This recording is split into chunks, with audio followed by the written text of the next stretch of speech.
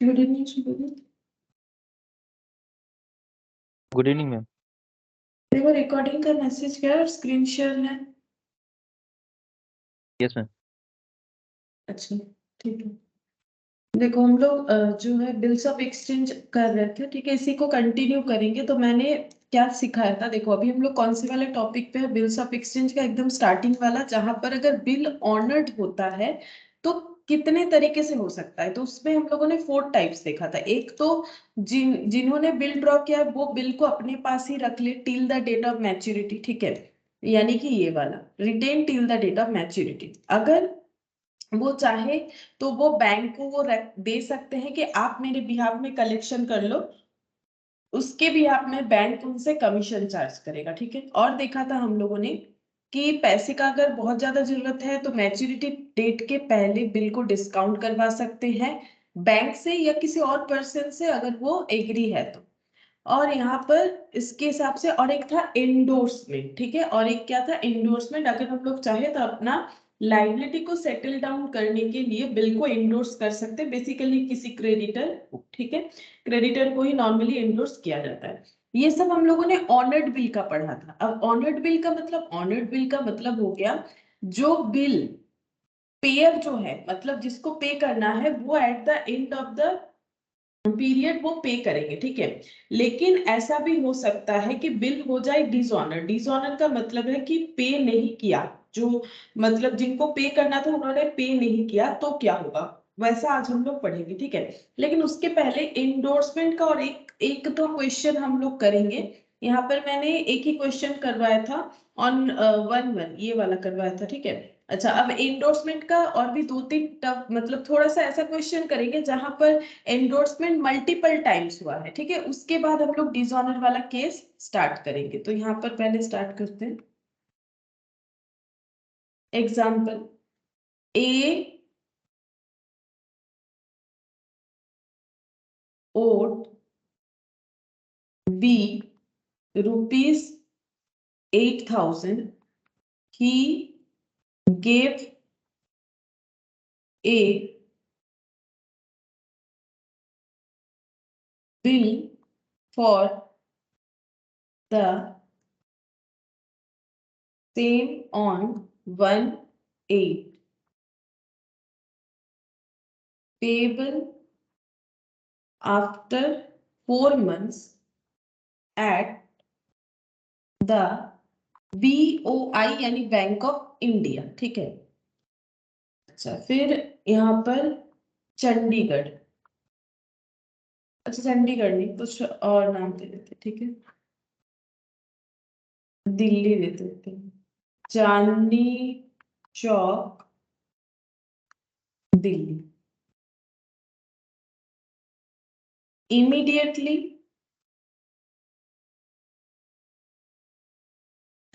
After receiving the bill, be endorsed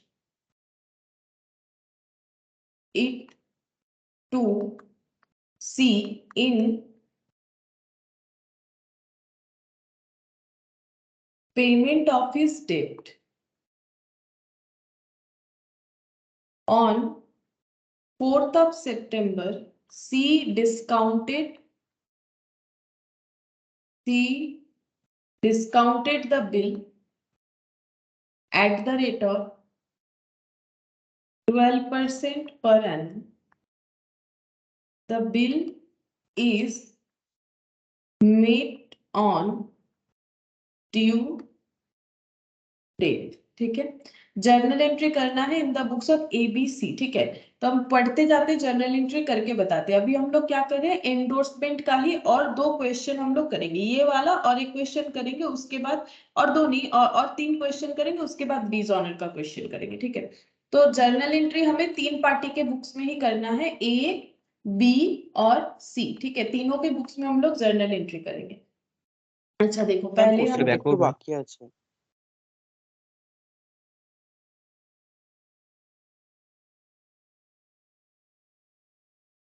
ma'am লাস্টের দিকে the bill is meet meter meet लिखे तो मैंने पास्ट टेंस से लिखे थे।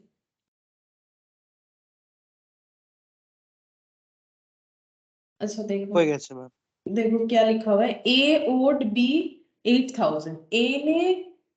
ए ने बी को क्या दिया है, ए ने बी को 8000 जो है ओड मतलब उधार में दिया है, ठीक है। तो ए ने अगर बी को 8000 उधार में दिया है तो फिर एंट्री क्या होगा पहले वो देखो, ठीक है।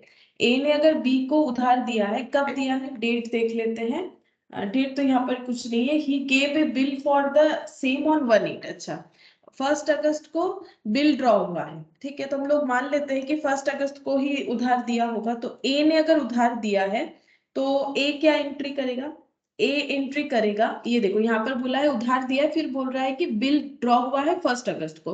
अब अगर हम लोग चाहे तो ये भी एंट्री कर सकते हैं कि उधार देने का एंट्री क्या होगा, अदरवाइज हम लोग सिर्फ बिल ड्रॉ का एंट्री भी कर सकते हैं, ठीक है। तो देखो कैसे लिखेंगे। Good evening all. Good evening ma'am.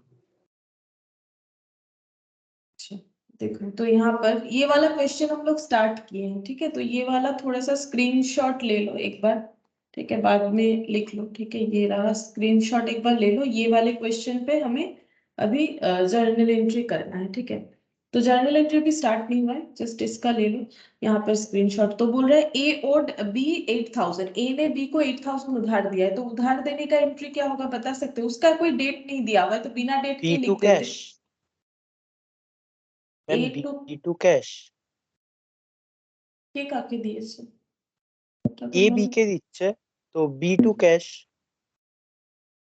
B2 cash A B के দিচ্ছে ए ओड बी 8000। अच्छा ए ओड बी 8000 का मतलब ए बी को दे रहा है ऐसा नहीं है, ठीक है। ए ओड बी 8000। अब देखो कौन किसको दिया है वो कैसे पढ़ के समझ में आएगा पता है। मैंने भी थोड़ा सा गलत ही बता दिया होगा, मैंने ही बोला होगा ए बी को उधार दिया। देखो he gave a bill for the same on 1/8 payable after 4 months at the Bank of India Chandni Chowk Delhi. Immediately after receiving the bill B endorse it to C. अब एंडोर्स कौन कर सकता है बिल को, जिसके पास बिल है। तो बिल किसके पास होता है, जो ड्रॉयर होता है। मतलब बी कौन है, बी है ड्रॉयर, ठीक है। और ए कौन है, ए है ड्रॉइंग, ठीक है। तो ए ओड का मतलब हो गया ए ने उधार लिया है, ठीक है। ए ओड का मतलब हो जाएगा ए ने उधार लिया है। Good evening. Good evening ma'am. A owed का मतलब हो जाएगा ए ने उधार लिया है, ठीक है। तो कभी अगर पढ़ के ऐसा नहीं समझ में आ रहा है ना ओड क्या है, मतलब ओड उधार कौन ले रहा है कौन दे रहा है, आगे पढ़ोगे तो क्लियरली समझ में आ जाएगा। तो इसका मतलब अगर बी ने बिल एंडोर्स किया है तो ए ने उधार लिया है तो ए के पास पैसा आया होगा कैश अकाउंट डेबिट, और उसका लाइबिलिटी बढ़ा होगा क्योंकि उसने बी से पैसा लिया, ठीक है। तो यहाँ पर ऐसे एंट्री हो जाएगा। और बी क्या बोलेगा, मैंने पैसा दिया है किसको, ए को। तो ए अकाउंट डेबिट टू क्या हो जाएगा, टू कैश हो जाएगा। कितना 8000। अभी तक यहाँ पर सी का कोई भी बात नहीं आ रहा है, जब होगा तब हम लोग करेंगे, ठीक है। उसके बाद 1 अगस्त को बिल ड्रॉ हुआ है। अब बिल ड्रॉ कौन करेगा, ऑब्वियसली ये बी, क्योंकि बी ने उधार दिया है। तो बी क्या एंट्री करेगा, बिल्स रिसीवेबल, हम बी आर लिख रहे हैं, ठीक है, शॉर्टकट में। Bills receivable account debit to A, ऐसे हो जाएगा 8000 8000। और ए क्या एंट्री करेगा, ए बोलेगा मेरे पास बिल्स पेबल आ रहा है, टू बिल्स पेबल। तो डेबिट किसे करेगा, बी को, बी कैंसिल हो जाएगा। B account debit to bills payable 8000 8000। तो अभी तक यहाँ पर सी का कोई भी कंसेप्ट नहीं आया। फिर देखो क्या बोल रहा है, ये बिल जो है 4 months के लिए ड्रॉ हुआ था और इसका पेमेंट करना था बैंक ऑफ इंडिया में चांदनी चौक दिल्ली, ठीक है। फिर यहाँ पर बोल रहा है immediately after receiving the bill B endorse it to C. लेकिन बी को जैसे बिल मिला, बी ने उसे एंडोर्स कर दिया सी को in payment of his debt. जिस मतलब सी को पेमेंट करना था बी को, ठीक है। तो बी ने क्या किया, पेमेंट नहीं करके अपना लाइबिलिटी को रिवर्स करने के लिए उसने अपना बिल जो है वो सी को दे दिया, ठीक है। तो अगर सी को बिल दे रहा है तो इसके पास से बिल्स रिसीवेबल चला जाएगा, तो 2 बिल्स रिसीवेबल होगा, ठीक है। और सी से इनका जो लाइबिलिटी बना हुआ था वो खत्म होगा, तो सी क्रेडिट हुआ होगा इनके बुक्स में कभी ना कभी जब इन दोनों का ट्रांजैक्शन हुआ है। अभी सी का अकाउंट क्या हो जाएगा, कैंसिल होने से डेबिट हो जाएगा। सी अकाउंट डेबिट, अब सेम अमाउंट ही होगा, कुछ नहीं बोला है अमाउंट, तो सेम अमाउंट पे ही कैंसिलेशन पॉसिबल है, ठीक है। अगर हमें कुछ अमाउंट बताता तो हम लोग उस हिसाब से देख लेते कि कुछ डिस्काउंट रिसीट या डिस्काउंट अलाउड है कि नहीं। अब सी के पास बिल्स आ जाएगा, bills receivable account debit to B, ठीक है। और ये बी को क्या करेंगे, कैंसिल, मतलब सी को बी से पैसा मिलने वाला था तभी तो सेटलमेंट ऑफ डेब्ट हो रहा है। तो सी के अकाउंट में बी डेटर रहा होगा, बी कैंसिल हो जाएगा, डेटर कैंसिल हो गया, पैसा मिलने की जगह बिल्स रिसीवेबल मिला, ठीक है। अच्छा, इसके बाद यहाँ पर नेक्स्ट क्या हुआ देखते हैं। अच्छा, ये दोनों के ट्रांजैक्शन में इनके बुक्स में कुछ नहीं होगा, ए के बुक्स में कुछ नहीं होगा, क्योंकि ए को तो अपना पैसा 4 मंथ्स बाद पे करना है। फिर बोल रहा है 4 सितंबर को C discounted the bill at 12% per annum. सी ने 4 सितंबर को बिल को क्या करवा लिया, डिस्काउंट, क्योंकि 4 मंथ्स का अगर बिल था तो 1 अगस्त के बाद कब इसका पेमेंट डेट होगा 1 अगस्त से 1 सितंबर, 1 सितंबर से 1 अक्टूबर, 1 अक्टूबर से 1 नवंबर, ठीक है। और 1 नवंबर से 1 दिसंबर, यानी इसमें 3 दिन ग्रेस ऐड कर दो, 4 दिसंबर जो है पेमेंट का डेट है। अभी बिल किसके पास है, सी के पास है। सी ने 4 सितंबर को इस बिल को डिस्काउंट करवा लिया, उनको पैसे का जरूरत होगा, और डिस्काउंट रेट चल रहा था 12%, ठीक है। अब बिल जो है ड्यू डेट पे जो है वो मतलब पेमेंट हुआ है। अब देखो सी के पास बिल है, अब सी बोल रहा है मुझे पैसे का काफी जरूरत है, मुझे बिल को डिस्काउंट करवाना है, तो 4 सितंबर को सी ने बिल को डिस्काउंट करवा लिया। बिल डिस्काउंट करवाया जाता है बैंक वगैरह में, मान लेते कुछ नहीं बोला है तो बैंक का ही बात मानेंगे, तो बैंक अकाउंट डेबिट, और बैंक ऐसे ही नहीं करेगा, कुछ एक चार्जेस काट लेगा जिसको बोला जाता है डिस्काउंट डेबिट, और इनके पास से बिल्स रिसीवेबल चला जाएगा, 2 बिल्स रिसीवेबल, कितना हो गया 8000, ठीक है। अब चार्जेस कितना कैसे पता करेंगे, हम लोग इस पे रेट लगाएंगे, रेट कितना है 12% है, ठीक है। अब अनएक्सपायर्ड पीरियड के लिए लगाया जाता है, जैसे इन्होंने कितना दिन होल्ड किया, इन्होंने मतलब देखो बिल का होल्डिंग कितना दिन रहा है, बैंक वो ओवरऑल देखेगा, ठीक है। बिल मैच्योर होगा कब, बिल मैच्योर होता 4 दिसंबर को, तो कितना दिन बाकी था, 4 सितंबर को इन्होंने डिस्काउंट करवाया, तो अभी भी कितना दिन बाकी था, 4 सितंबर से 4 अक्टूबर 1 मंथ, 4 अक्टूबर से 4 नवंबर 2 मंथ्स, 4 नवंबर से 4 दिसंबर 3 मंथ्स, अभी भी 3 मंथ्स बाकी था और इन्होंने डिस्काउंट करवा लिया, यानी एक्सपायर्ड नहीं हुआ था ऐसा टाइम पीरियड 3 मंथ्स है, तो 3/12 कर लो, ठीक है, अनएक्सपायर्ड पीरियड के लिए। अब इस पे डिस्काउंट कैलकुलेट होगा, और ये कितना 12 कैंसिल आउट, यहाँ 0 2 कैंसिल आउट, 240 हो जाएगा, ठीक है। तो बैंक इनको कितना पेमेंट करेगा, इससे इसको लेस कर दो तो आ जाता है ये 60 रुपीज, और ये 7 ठीक है, 7760। तो बैंक से इन्होंने इस तरह से पैसा ले लिया, तो इससे ए या बी को कोई फर्क नहीं पड़ेगा, इनके पास बिल था, इन्होंने डिस्काउंट करवा लिया। अब 4 दिसंबर जो डेट है उस दिन क्या है, ए को अपना पेमेंट क्लियर करना है, अगर ए ने किया है तो उसका एंट्री कर देंगे, ए ने किया है उसने अपना बीपी रिलीज कर दिया, bills payable account debit to bank होगा। क्यों बैंक होगा पता है, क्योंकि देखो हम लोग कैश भी लिख सकते थे, लेकिन एक्चुअली बैंक में अगर बिल डिस्काउंट हुआ है ना तो पैसा बैंक वाला ही रिसीव करने वाला है, क्योंकि बिल जो है वो डिस्काउंट हो चुका है। अभी बिल्स रिसीवेबल बैंक के पास है और ए को किसको पेमेंट करना है, बैंक को पेमेंट करना है, तो ये वाला सर्कल इस तरह से मूव कर रहा है, ठीक है। तो यहाँ भी हम लोगों ने लास्ट दिन की तरह ही देखा, क्वेश्चन 3 ही पार्टी था, लेकिन अभी हम लोग और भी देखेंगे, जब 4 पार्टी हो जाएगा ए बी सी डी, तब हमें किस तरह से एंट्री करना है, ठीक है। तो थोड़ा सा इसके बाद वाला इससे हायर लेवल का होगा। अच्छा देखो, नेक्स्ट क्वेश्चन देखते हैं, next example, A due 3 months bill for 10,000 upon B. This bill was endorsed in favor of C, who endorsed in favor of D, who in turn endorsed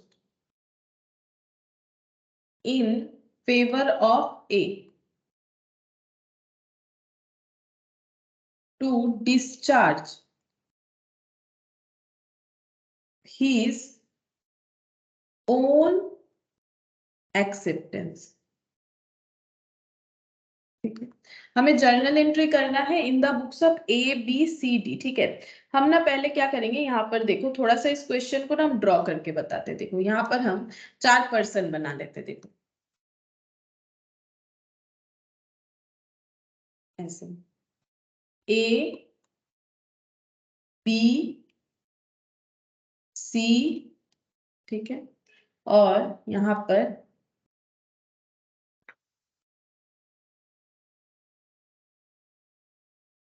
ऐसे ये है A, ये B है, ये C और ये D. ठीक है, अच्छा अब देखो क्या बोल रहा है क्वेश्चन. देखो क्या बोल रहा है, A drew 3 months bill for 10,000 upon B.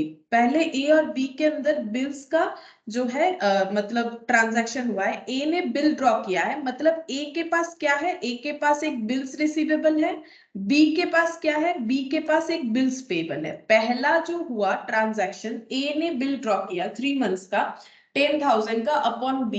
तो A के पास क्या है, बिल्स रिसीवेबल, B के पास क्या है, बिल्स पेबल. हम लोग पहले इसका एंट्री कर लेंगे. ठीक है, तो हम लोग यहाँ पर ABCD लिख लेते हैं. इन the books of A, in the books of B, in the books of C, in the books of D. ठीक है, इस तरह से लिखा जाता है. अभी हम फिलहाल शॉर्टकट में लिख रहे हैं ABCD. अभी पूरा लिखेंगे तो इतना सारा चीज कंप्लीट नहीं कर पाएंगे ना. तो जो पूरा सिस्टम होता है वो मैंने छोटे छोटे क्वेश्चन में पहले दिखा दिया. जो भी सिंगल क्वेश्चन है ना, तो ये पूरा फॉर्मूला इस तरह से, सॉरी पैटर्न इस तरह से फॉलो करना चाहिए विथ नरेशन, क्योंकि ये जर्नल एंट्री वाला क्वेश्चन है. अभी हम शॉर्टकट ले रहे हैं. BR वगैरह ऐसा लिखना अलाउड नहीं होता है. B/R हम लिख रहे हैं. तुम लोग अगर एग्जाम में लिखोगे तो नहीं नंबर मिलेगा, हम पहले ही बोल दे रहे. ठीक है, अभी हम लोग प्रैक्टिस कर रहे हैं ना, तो इसीलिए हम थोड़ा सा शॉर्टकट यूज करेंगे. तो यहाँ पर देखो ए ने बिल्स ड्रॉप किया है बी के ऊपर, सीधा बात इतना है. तो फिर हमारा एंट्री क्या होगा, डेट वेट कुछ नहीं है क्वेश्चन में. तो बिल्स रिसीवेबल ए के पास है, bills receivable account debit to क्या हो जाएगा बी. अमाउंट कितना है 10,000. और बी क्या एंट्री करेगा, बी बोलेगा A account debit to BP, to BP 10,000. अभी फिलहाल सी और डी का अभी हमारे पास कोई भी बात नहीं आ रहा है. अब आगे देखिए, this bill was endorsed in favour of C. अब बोल रहा है ये बिल एंडोर्स कर दिया जा रहा है सी को.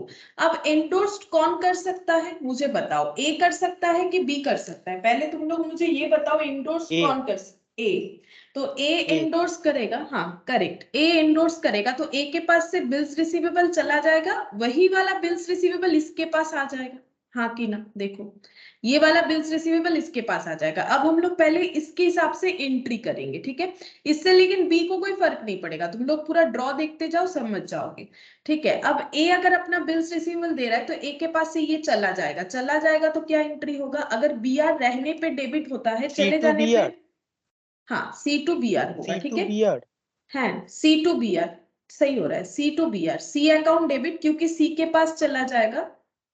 ठीक है, और टू बिल्स रिसीवेबल 10,000. ठीक है, इनके पास से बिल्स रिसीवेबल चला जाएगा. आएगा किसके पास, सी के पास आएगा. तो सी क्या एंट्री करेगा, सी बोलेगा मेरे पास एक बिल्स रिसीवेबल आया है, कितने का 10,000 का, जितने का था इनके पास. और यहाँ पर क्या हो जाएगा, टू ए के पास से आया है तो ये हो गया 10,000.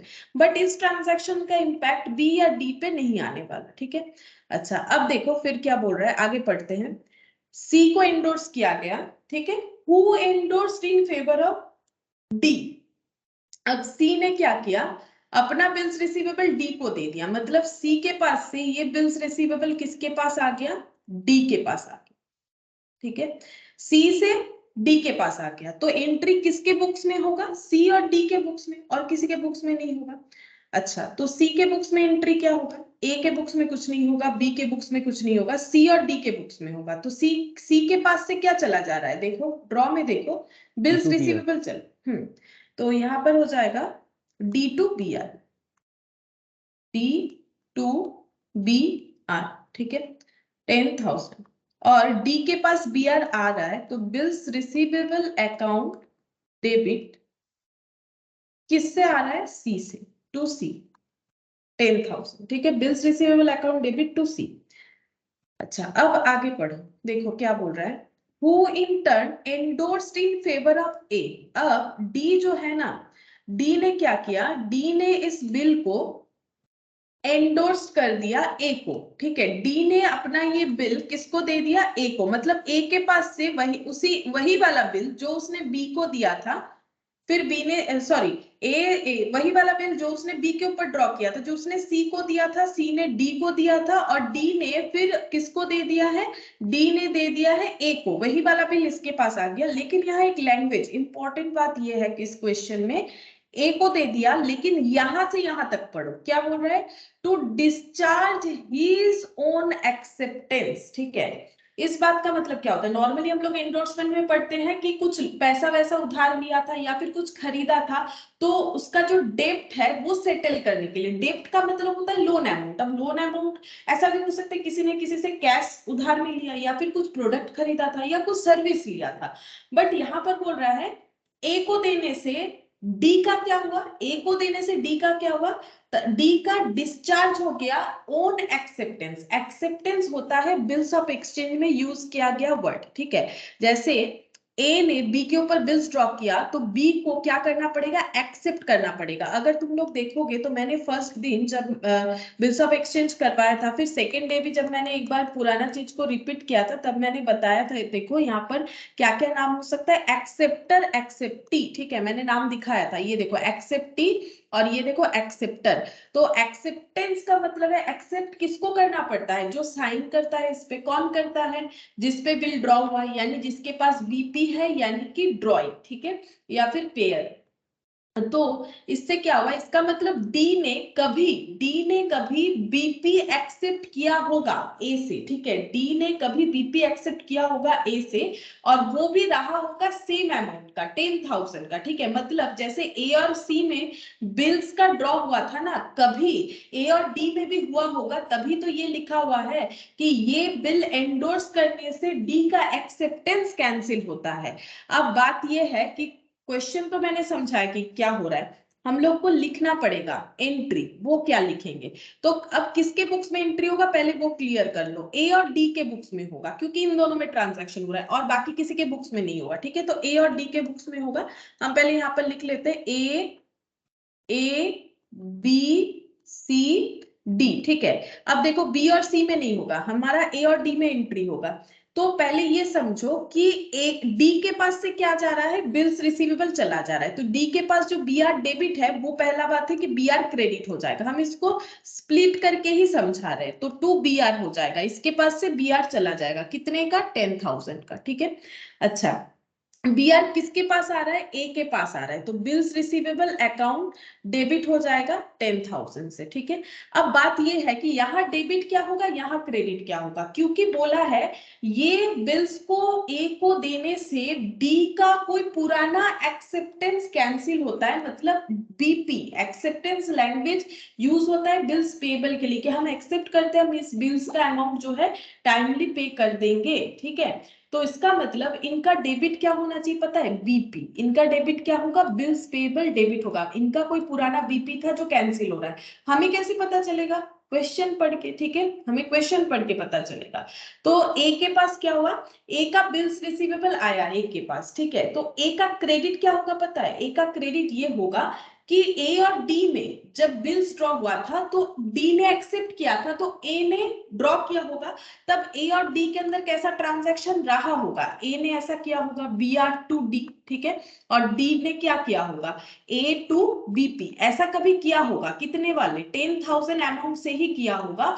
तो अभी बोल रहा है क्वेश्चन कि डी के पास एक बिल आया है थ्रू सी, ठीक है, मतलब बी ने सी को दिया था, सी ने फिर डी को दिया, और डी ने क्या किया, अपना मतलब बीपी को कैंसिल करने के लिए वो डी ने वो वाला बिल्स जो है ए को एंडोर्स किया। अब ये इनमें कभी ट्रांजैक्शन हुआ होगा। अब नॉर्मली बिल्स का पेमेंट करने से कैश होता है, ठीक है, कैश, यहाँ पर इनको क्या लिखना चाहिए, अगर डी से पैसा मिल जाता है तो कैश टू बी आर लिखना चाहिए, बट ये अपना जो कैंसिलेशन है लाइबिलिटी का, वो पैसा दे के नहीं कर रहे, वो दूसरा कोई बिल दे के कर रहे, तो B R to B R होगा। इसीलिए यहाँ पर हम लिखेंगे बिल्स रिसीवेबल, ठीक है। लेकिन समझ में कैसे आएगा कौन सा क्या बिल है, इसको लिखेंगे ओल्ड। ओल्ड मतलब डी के साथ जो पुराना बिल था उसका कैंसिलेशन, क्योंकि बिल कैंसिल होने से बिल्स रिसीवेबल डेबिट होता है। मतलब क्या हुआ, रिसीवेबल अमाउंट बिल्स रिसीवेबल को बिल्स रिसीवेबल से ही कैंसिल किया गया, ठीक है। बिल्स रिसीवेबल को पैसा से कैंसिल नहीं करके, मतलब डी ने कैश पेमेंट नहीं किया 10,000 का, उसने क्या किया, उसने सेम 10,000 का एक बिल्स दे दिया, ठीक है। मतलब बात वही हो गया कि ए को बी से ही पैसा, मतलब बी का लास्ट जो पेमेंट वाला पार्टी वो ए ही रहा। पहले अगर देखो सिनेरियो में ऐसा लग रहा था कि बी, ए ने जब एंडोर्स किया होगा तब बी को बता दिया होगा आप सी को दे दीजिएगा, फिर सी ने जब एंडोर्स कर दिया तो सी ने इसको बता दिया होगा डी को दे दीजिएगा, फिर डी ने जब एंडोर्स कर दिया तो उसने बी को बता दिया होगा आप ए को पेमेंट कर दीजिएगा। तो ओवरऑल क्या हो गया, वही वाला बिल घूम फिर के इनके पास आ गया, तो ऐसे सर्कल में हुआ, ठीक है।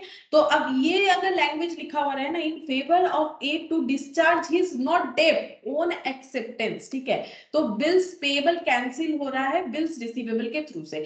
तो इसका बिल्स रिसीवेबल कैंसिल हुआ, पैसा नहीं मिला, उसके बदले एक नया बिल आ गया, इसको न्यू ही बोलेंगे। क्यों न्यू बोलेंगे, क्योंकि ऐसा नहीं बोल सकते ना ए के पास तो ये वाला पहले से ही था, क्योंकि ए के पास से वो अथॉरिटी चला गया था, वो अथॉरिटी चला गया था सी के पास, सी से डी में ट्रांसफर हुआ, फिर डी ने वो बिल इनको दिया, तो वो एक्चुअली डी के अथॉरिटी में था, और डी के साथ ये जो बिल का कैंसिलेशन है वो सेटल डाउन हो गया।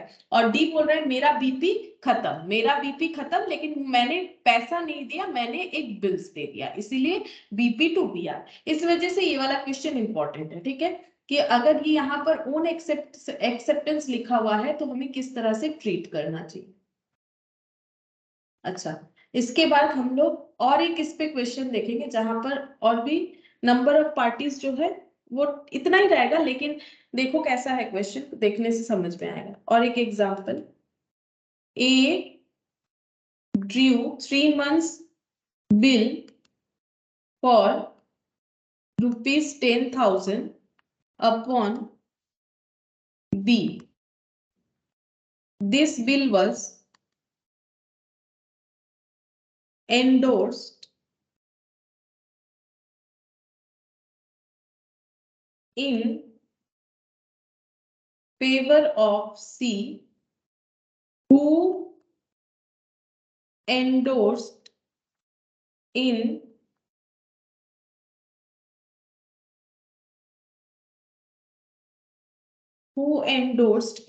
favor of C, who endorsed in favor of, sorry, D, in favor of D, who in turn endorsed in favour of B, ठीक है। तो तुम लोग को लगेगा कि पहले वाले क्वेश्चन की तरह ही है, नहीं, थोड़ा सा चेंज है, यहां से देखो चेंज है, बाकी पहले वाले क्वेश्चन की तरह ही है। In favour of B to discharge his own acceptance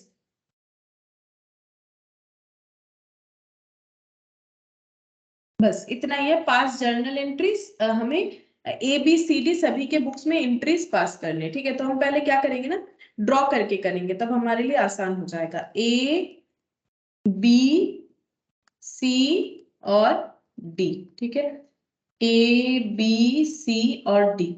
अच्छा, पहले देखो बोल रहा है ए ड्रू 3 months बिल, ए ने बिल ड्रॉ किया है तो ए के पास क्या है, बिल्स रिसीवेबल है, और बी के पास क्या है, बिल्स पेबल है। पहले हम लोग इसका एंट्री कर देते हैं कि ड्रॉ हुआ है बिल, तो इसका एंट्री हो जाएगा ए बी सी डी, यहां पर लिख लेते हैं A B C D, bills receivable to B 10,000। अच्छा, ये हो जाएगा A account debit to BP.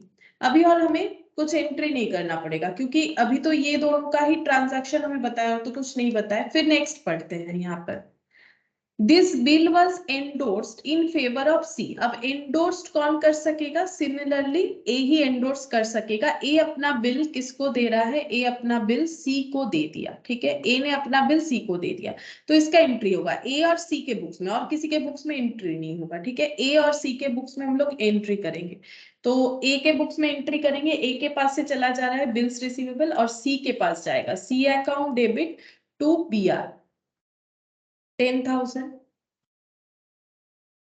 अच्छा, और सी के पास हो जाएगा बिल्स रिसीवेबल टू ए। तो यहां तक एक ही जैसा है, पहले वाले क्वेश्चन के तरह ही। अच्छा, फिर देखो यहां पर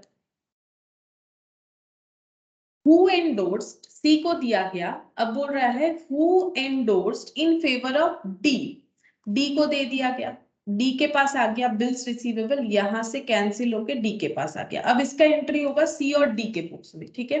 तो सी और डी के बुक्स में, ए के बुक्स में नहीं होगा, बी के बुक्स में नहीं होगा, सी के बुक्स में एंट्री हो जाएगा D account debit to B R, और डी के बुक्स में क्या हो जाएगा? B R to C. फिर क्या बोला है? ये वाला पॉइंट इंपॉर्टेंट है, ठीक है। यहां पर बोल रहा है देखो, who in turn endorsed in favor of B। D ने क्या किया? ये एंडोर्स कर दिया है बी को। देखो बी के पास वही वाला बिल्स रिसीवेबल आ गया जिसका उसे बीपी क्लियर करना था, बी को दिया है to discharge his own acceptance, मतलब डी और बी में कभी ना कभी बिल्स ड्रॉ का कंसेप्ट हुआ था, तो डी ने अपना बीपी को कैंसिल कर दिया, ये बी आर किसको देके? बी को देके, ठीक है। अब किसके बुक्स में एंट्री होगा? बी और डी के बुक्स में एंट्री होगा, और किसी के बुक्स में नहीं होगा। तो बी और डी के बुक्स में कैसे एंट्री होगा? देखो बी के पास क्या आ रहा है, बी अपना यहाँ पर क्या बोला है देखो, who in turn endorsed in favour of B to discharge his own acceptance, ठीक है, अपना एक्सेप्टेंस को डिस्चार्ज करने के लिए वो दे रहा है बी को, तो डी का क्या हो जाएगा? डी अपने पास से बिल्स रिसीवेबल दे दे रहा है, ठीक है, तो टू बी आर हो जाएगा, और इसके बिहाफ में इनका क्या होगा? इनका बिल्स पेबल कैंसिल होगा, तो ये लिखेंगे बिल्स पेबल अकाउंट डेबिट, ठीक है। इनका बिल्स पेबल कैंसिल हो गया एक बिल्स रिसीवेबल को एंडोर्स करके, ठीक है। किसको एंडोर्स किया गया? बी को, ठीक है। तो बी क्या एंट्री करेगा? बी बोलेगा मेरे पास आ गया है बिल्स रिसीवेबल, बिल्स रिसीवेबल आ गया। लेकिन हाँ, यहां पर और एक पॉइंट है, देखो बिल्स रिसीवेबल तो आया है बी के पास, लेकिन देखो बी को अब किसी को पे नहीं करना पड़ेगा, क्योंकि उसके पास वही वाला बिल्स रिसीवेबल आ गया जिसका उसका बीपी था, मतलब अगर देखे तो उसका भी बीपी कैंसिल हो जाएगा। क्यों? क्योंकि अब उसे किसी और को पेमेंट करने का जरूरत नहीं, क्योंकि वही बिल्स रिसीवेबल घूम फिर के उसी के पास आ गया जिसका उसके पास बीपी था, ठीक है। तो इसका मतलब हम लोग यहाँ पर बी का डायरेक्ट क्या एंट्री करेंगे पता है? हम लोग बिल्स रिसीवेबल नहीं लिखेंगे, हम लोग ये नहीं लिखेंगे कि इनके पास बिल्स रिसीवेबल आया, हम लोग ये लिखेंगे कि इनका बीपी कैंसिल हुआ, ठीक है, इनका बीपी कैंसिल हुआ क्योंकि इनके पास सेम बिल का बीपी है, और इनके पास से क्या हो गया? इनका ओल्ड बिल्स रिसीवेबल जो इनका इनके साथ था, मतलब ये देखो, ये देखो जो बिल्स रिसीवेबल, ये देखो बी और डी में कभी ट्रांजैक्शन हुआ होगा, तब बी के पास एक बिल्स रिसीवेबल था डी के नाम का, और डी के पास एक बिल्स पेएबल था बी के नाम का, तो डी के पास एक बिल्स रिसीवेबल आया जो उसको पता नहीं था कि बी उसका बिल्स पेएबल है, ठीक है। तो डी बोला मेरा, मुझे जो आपको 10,000 पेमेंट करना था उसके बदले में आपको एक बिल्स रिसीवेबल देंगे, तो बी बोला ठीक है दे दो, तो डी बोला मेरा बीपी कैंसिल, और मेरे पास से जो बिल्स रिसीवेबल था वो हम बी को दे रहे हैं। बी बोला मेरे पास आ रहा है बिल्स रिसीवेबल, अब देखा कि वो तो वही वाला बिल्स रिसीवेबल है जिसका बीपी मेरे पास है, तो मेरा बीपी खुद ब खुद कैंसिल हो जाता है जब हम वो बीआर एक्सेप्ट करते हैं, तो इनका बीपी कैंसिल हो गया। क्यों? देखो अगर तुम लोग इसको बीआर डेबिट करोगे, अगर तुम लोग इसको बीआर डेबिट करोगे तब नहीं होगा। क्यों नहीं होगा? क्योंकि ये सेम बिल का ये बीआर हम लोग यहाँ पर लिखेंगे, तो ये ना मैंने गलत लिखा है, तुम लोग नहीं बता रहे हो, यहाँ पर हो जाएगा बीपी होगा, ठीक है, ये बीपी होगा, मैंने गलती से बीआर लिखा हुआ है यहाँ पर। बी के पास क्या था? बिल्स पेबल था, अब ये बिल्स पेबल बी का कैंसिल हो जा रहा है ऑटोमेटिकली। क्यों कैंसिल हो रहा है? क्योंकि उसे और किसी को पेमेंट नहीं करना है, उसका बीपी कैंसिल हो गया, और किस तरह से कैंसिल हुआ? नया वाला बिल्स मतलब यहाँ से बिल्स रिसीवेबल को एक्सेप्ट करके, तो इसीलिए हम लोग नेट एंट्री में इस तरह से लिखेंगे कि इनके पास जो बिल्स रिसीवेबल बीपी था, इनका जो बीपी था सेम बिल के लिए वो कैंसिल हो गया, और जो ओल्ड बिल्स रिसीवेबल डी का था वो इन्होंने कैंसिल कर दिया, डी के साथ जो ट्रांजैक्शन हुआ होगा, तो इस यहाँ पर ये वाला एंट्री होगा। ठीक है, तो बीपी टू बीआर हो जाएगा, क्योंकि इनके पास देखो, इनके पास इनका क्या हुआ सिचुएशन, इनके पास वही वाला बीआर आ गया जिसका बीपी इनके पास है। इनको 10,000 पेमेंट करना है, लेकिन अब करे किसको, खुद को थोड़ी ना 10,000 पेमेंट करेंगे। ठीक है, मतलब अभी 10,000 नहीं करना पड़ेगा, मार्केट में सेटल डाउन हो गया, मतलब इनको एक्चुअली ए को 10,000 देना था, फिर इनको पता चला मुझे सी को 10,000 देना है, फिर पता चला मुझे डी को 10,000 देना है, फिर इनको पता चला मुझे तो डी से भी 10,000 मिलना था, तो फिर इन्होंने सेटल डाउन कर लिया। ठीक है, तो ये इस तरह से एंट्री हो जाएगा। तो अगर हमें बहुत सारा मतलब ऐसे पार्टी नेम दे दे और सर्कल पूरा ऐसे चलता जाए, तो अगर तुम लोग ऐसे ड्रॉ कर लोगे अपने समझने के लिए, तो क्वेश्चन बहुत ही आसानी से सॉल्व हो जाएगा। ठीक है, तो अभी हम लोगों ने देखो ऑनर्ड वाला जितना टाइप का हो सकता है मैंने करवाया। ठीक है, अब हम लोग पढ़ेंगे डिसऑनर। डिसऑनर अगर हो जाता है बिल तो क्या होगा, डिसऑनर क्यों होता है वो भी देखो।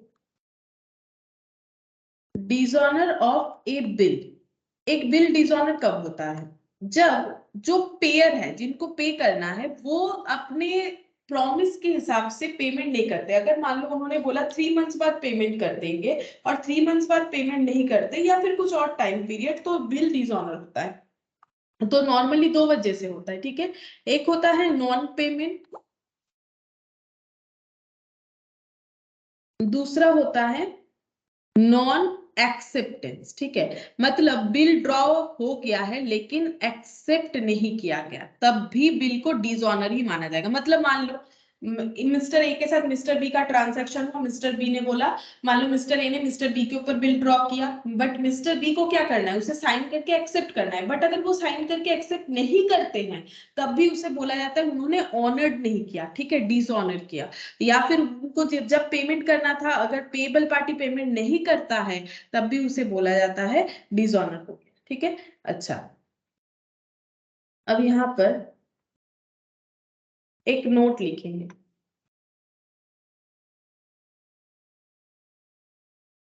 It is to B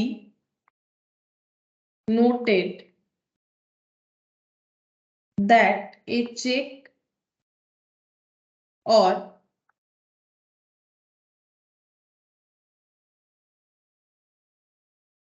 promissory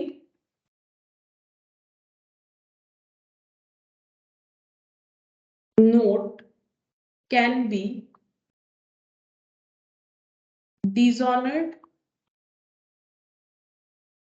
only by non payment. ठीक है, ये देखो मैंने यहाँ पर डिसऑनर का 2 पॉइंट लिखवाया। ठीक है, एक मैंने लिखवाया कि डिसऑनर कब हो सकता है, नॉन पेमेंट और नॉन एक्सेप्टेंस, बट ये एक्सेप्टेंस वाला पॉइंट सिर्फ और सिर्फ बिल्स ऑफ एक्सचेंज के लिए आएगा, इसीलिए यहाँ पर नोट लिखवा दिया मैंने कि हमें ये ध्यान रखना चाहिए कि चेक या प्रोमिसरी नोट जो होता है वो डिसऑनर हो सकता है सिर्फ और सिर्फ नॉन पेमेंट से। ठीक है, जैसे मान लो चेक का पेमेंट नहीं हुआ, तो मतलब जैसे मान लो मैंने चेक दिया तुम लोग को, ठीक है 10,000 का, लेकिन मैंने अकाउंट को उतना बैलेंस ही मेंटेन नहीं किया कि चेक मतलब चेक डिपॉजिट करने पे पैसा मेरे अकाउंट से डिडक्ट होके तुम लोग के अकाउंट में जाए, तो मैंने क्या किया, डिसऑनर किया। ठीक है, लेकिन ये नॉन पेमेंट वाला केस जो है वो सभी के लिए एप्लीकेबल होता है, लेकिन नॉन एक्सेप्टेंस वाला केस सिर्फ बिल्स ऑफ एक्सचेंज के लिए होता है कि उसने एक्सेप्ट नहीं किया, क्योंकि चेक वगैरह में एक्सेप्टेंस का कंसेप्ट नहीं आता है। अब यहाँ पर लिखेंगे when A bill is dishonored for non-payment, sorry, non-acceptance.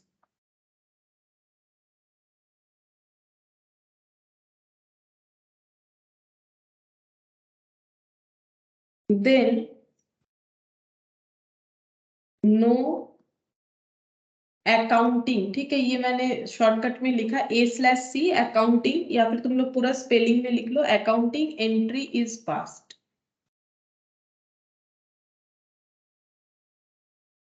देखो क्या बोला है, when A bill is dishonoured for non acceptance, देखो बिल दो वजह से डिसऑनर हो सकता है, या तो नॉन पेमेंट या तो नॉन एक्सेप्टेंस। अगर नॉन एक्सेप्टेंस की वजह से डिसऑनर हुआ है तो कोई अकाउंटिंग एंट्री पास करने का जरूरत नहीं। इसका रीजन क्या है, ऑल एंट्री तभी पास होता है जब कोई मॉनिटरी ट्रांजैक्शन होता है, लेकिन कोई अगर ये एक्सेप्ट करने के लिए रेडी नहीं है कि उसने मेरे से कोई उधार में सर्विस या प्रोडक्ट लिया है, तो ट्रांजैक्शन तो बनता नहीं है। तो अगर कोई एक्सेप्ट नहीं कर रहा है तो इसका मतलब वो ये मानना नहीं चाह रहा कि उसने मेरे से कुछ परचेज किया है, चाहे वो सर्विस हो या फिर चाहे वो प्रोडक्ट हो। प्रोडक्ट के केस में लैंग्वेज परचेज हो जाएगा, सर्विस के केस में सर्विस प्रोवाइडेड हो जाएगा, तो फिर इसीलिए एंट्री नहीं होता है। लेकिन अगर कोई एक्सेप्ट वगैरह सब किया है, लेकिन जब पेमेंट करने का टाइम आया तब पेमेंट नहीं कर रहा है, तब एंट्री होगा, ठीक है।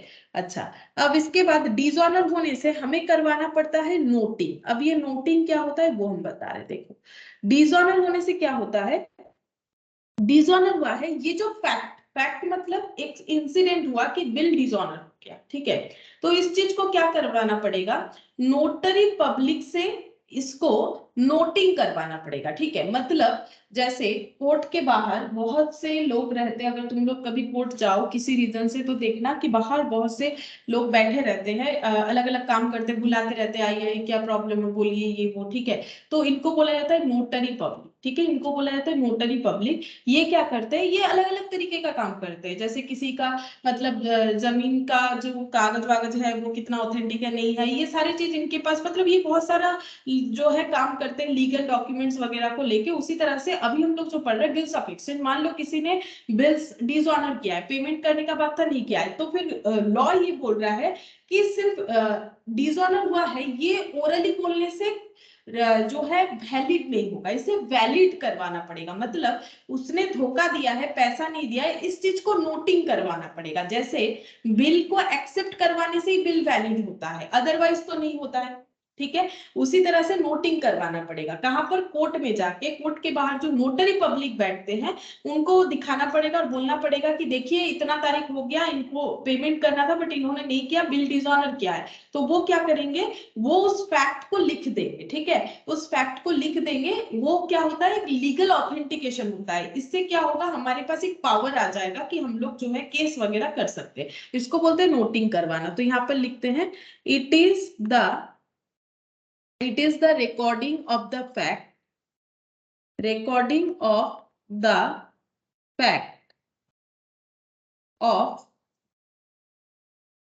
fact of dishonor by a notary public, ठीक है। क्योंकि देखो लॉ क्या होता है, हर चीज का हमसे प्रूफ मांगता है। तो प्रूफ क्या है कि डिसऑनर हुआ है, तो इसको वैलिड करवा के लाइए, मतलब नोटरी पब्लिक से साइन करवा के लाइए कि डिसऑनर, तभी माना जाएगा, ठीक है। अब लिखेंगे such noting must be made within a reasonable time after dishonor, ठीक है। एक रीजनेबल टाइम के अंदर नोटिंग करवाना पड़ेगा। मतलब ये ना एक रूल्स है, जैसे मान लो अगर किसी का वोटर आईडी कार्ड या फिर कुछ अगर गुम हो जाता है ना, पहले क्या करना पड़ता है पता है, पहले उसको मतलब एक नॉर्मल जो है मतलब पुलिस के पास जाके क्या करना पड़ता है, लोकल अपने थाना में जाके एक डायरी लिखवाना पड़ता है कि मेरा ये गुम हो गया है। आफ्टर दैट ही हम लोग सेकेंड टाइम अप्लाई कर पाएंगे कि मेरा ये चीज गुम हो गया है, वोटर कार्ड वगैरह, तो फिर नेक्स्ट हम लोग अप्लाई कर सकते हैं। ऐसा करवाना पड़ता है, तो कुछ कुछ रूल्स होता है जो फॉलो करना पड़ता है। वैसे ही डिसऑनर हुआ है, पता है पैसा नहीं मिला, लेकिन फिर भी लॉ हमें बोल रहा है नोटरी पब्लिक के पास जाके लिखवा के लेके आओ कि इस पर्सन ने डिसऑनर किया, तभी हम मानेंगे कि डिसऑनर है, ठीक है। और ये कब करना पड़ेगा, एक जो है रीजनेबल टाइम के अंदर करना पड़ेगा। अब करेगा कौन, कौन करेगा, ऑब्वियसली जो ड्रॉयर है वही करेगा, उसी का ज्यादा दिमाग में टेंशन होगा। जैसे देखो ये वाला यहाँ पर एकदम स्टार्टिंग वाला जो मैंने बोला था, अगर मिस्टर ए को मिस्टर जेड पैसा नहीं देते हैं तो इनके लिए प्रॉब्लम होगा, इनके लिए तो नहीं, इनको तो बुक्स मिला था, इनको कोई प्रॉब्लम नहीं। तो मिस्टर ए जो है वो चले जाएंगे अपने बिल्स को लेके नोटरी पब्लिक के पास और उसको नोटिंग करवा के लेके आएंगे, ठीक है। अच्छा, अब ये नोटिंग करवाने का ना फ्री में नहीं होता है, इसका एक पैसा लगता है जिसको बोलते हैं नोटिंग चार्जेस, क्योंकि जो नोटरी पब्लिक है वो ये काम कर देंगे, वो अपना सर्विस चार्ज लेंगे, क्योंकि नोटरी पब्लिक इस तरह का ही काम करते हैं तो उनको पैसा देना पड़ेगा। ठीक है, तो यहाँ पर देखो अब लिखते हैं कि क्या क्या लिखा हुआ रहता है, इस फैक्ट में क्या क्या लिखा हुआ रहता है। मैंने बोला ना कि फैक्ट लिखवा के लाना है, तो क्या क्या लिखा हुआ रहता है, देखो कंटेंट क्या क्या रहता है। डेट ऑफ डिसऑनर, कब डिसऑनर हुआ वो लिख देंगे। ठीक है, कौन लिखेगा, नोटरी पब्लिक। और क्या लिखवाएंगे, reason of dishonour if any, अगर कोई रीजन है, जैसे कि मान लो कोई इंसॉल्वेंट हो गया है, पैसा मान लो देना था 4 मंथ्स बाद, 4 मंथ्स बाद मान लो कोई डिसऑनर हो गया, सॉरी कोई इंसॉल्वेंट हो गया। ठीक है, तो अगर कोई इंसॉल्वेंट हो जाता है तो वो रीजन डिस्क्लोज कर सकते हैं कि इस वजह से पैसा नहीं मिला। ठीक है, रीजन ऑफ डिसऑनर।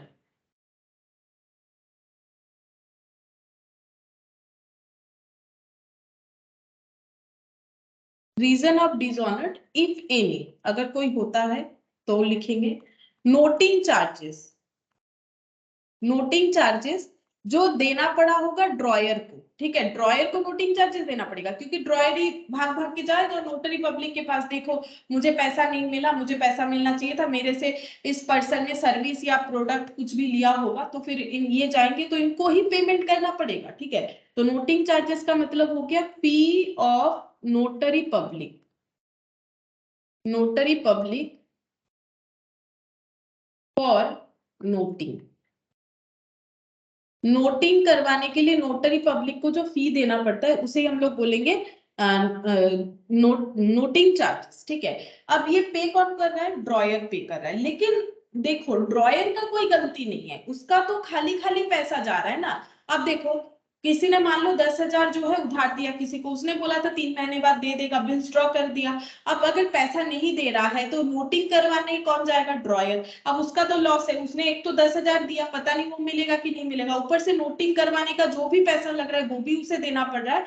लेकिन हमें रूल्स क्या होगा, देखो लॉजिकली भी ये सही बात है कि ड्रॉयर ये बोलेगा ठीक है मुझे तो नोटिंग करवाना ही पड़ेगा, नहीं तो हम तुमसे कुछ भी पैसा रिकवर नहीं कर सकते हैं, हम नोटिंग करवाएंगे, लेकिन ये पैसा नोटिंग चार्जेस का जो भी पैसा लग रहा है वो हम ड्रॉई से ही रिकवर करेंगे। ठीक है, मतलब क्या होगा यहाँ पर देखो जैसे मान लो कि अगर ऐसा होता कि पेमेंट, जैसे कोई भी एक क्वेश्चन ले लेते, जैसे ये वाला ही ले लेते, मान लो बी और ए में बिल्स का ट्रांजैक्शन हुआ था, ए ने बोला 3 महीने बाद मुझे पैसा दे देना, कितना, 10,000, लेकिन क्या हुआ बी ने नहीं दिया, तो ए चला गया नोटरी पब्लिक के पास, नोटिंग करवा के लाया, तो ए का मान लो नोटिंग करवाने का 100 रुपए खर्चा हुआ। अब 100 रुपए तो उसी को देना पड़ेगा, क्योंकि नोटिंग करवाने उसी को जाना है, अगर नहीं करवाएंगे तो फिर इस पे क्लेम भी नहीं कर पाएगा। नोटिंग करवा लिया, लेकिन अपने पॉकेट से जो खर्चा हुआ 100 रुपया वो तो बी के वजह से हुआ, तो वो बी से रिकवर करेगा, ये जो है राइट्स जनरेट हो जाता है। ठीक है, कि हम लोग एक बार तो नोटरी पब्लिक के पास ड्रॉयर को ही जाना है, पेमेंट भी उन्हीं को ही करना पड़ेगा, लेकिन रिकवरी बाद में कर सकते हैं। तो यहाँ पर लिखते हैं the amount of noting charges, यहाँ पर लिखते हैं देखो the amount of noting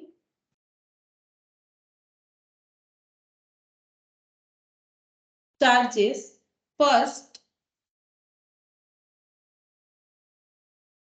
paid by the holder of the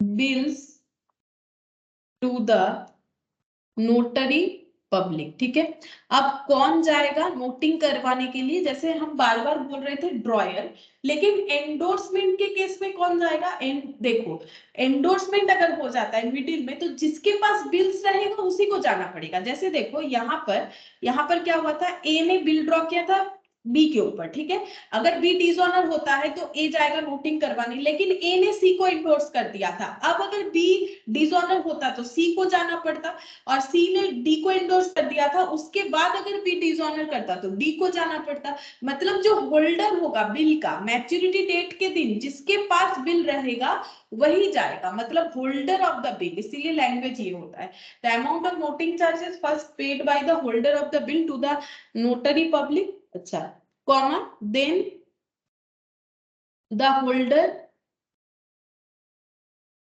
recover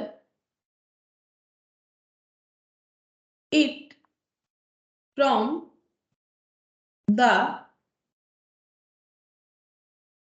party who is responsible for dishonor.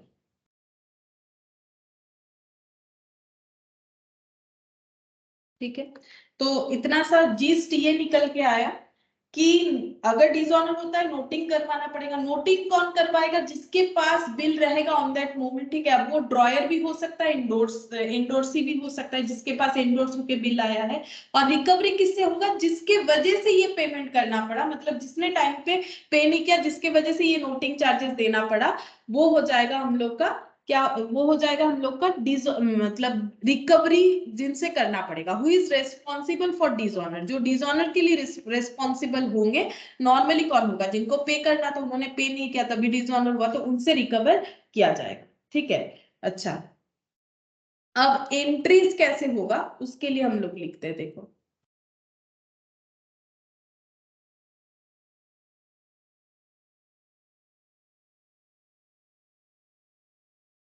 देखो यहां पर हो जाएगा ड्रॉयर। ठीक है, तो ड्रॉयर का क्या होगा?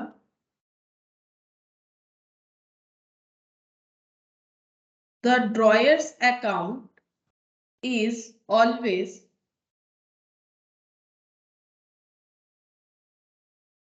debited with total amount, that is the amount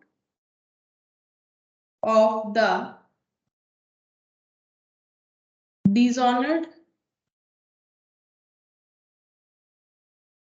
bill plus amount of noting. ये समझ में आएगा ये वाला लैंग्वेज क्या है जब हम लोग एंट्री करेंगे। फिर भी एक बार बता देते हैं, the drawer's account is always debited with total amount. Drawer का अकाउंट जो है वो टोटल अमाउंट से डेबिट होगा। टोटल अमाउंट का मतलब the amount of the dishonour bill plus amount of noting. ठीक है, तो ये प्रैक्टिकली अभी कर रहे हैं क्वेश्चन, तो समझ में आ जाएगा। और 2 पॉइंट लिख लेते फिर एक क्वेश्चन करेंगे। फिर ड्रॉई का क्या होगा? ম্যাম বলছে নোটিং এর পর থেকে তো কটা পয়েন্ট লিখেছি নাকি? নোটিং এর পর এই কন্টেন্ট লিখেছি।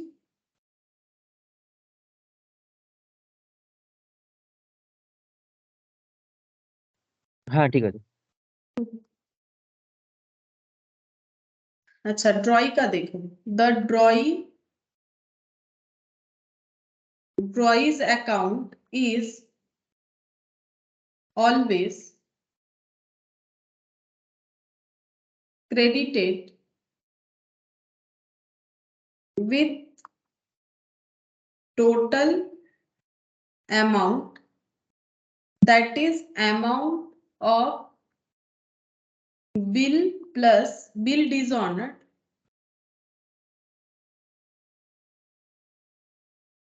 plus noting charges, noting charges. ठीक है, और नेक्स्ट एक पॉइंट लिखेंगे दैट इज प्रोटेस्ट। ये क्या होता है? It is the formal certificate given by notary public to the holder of the bill.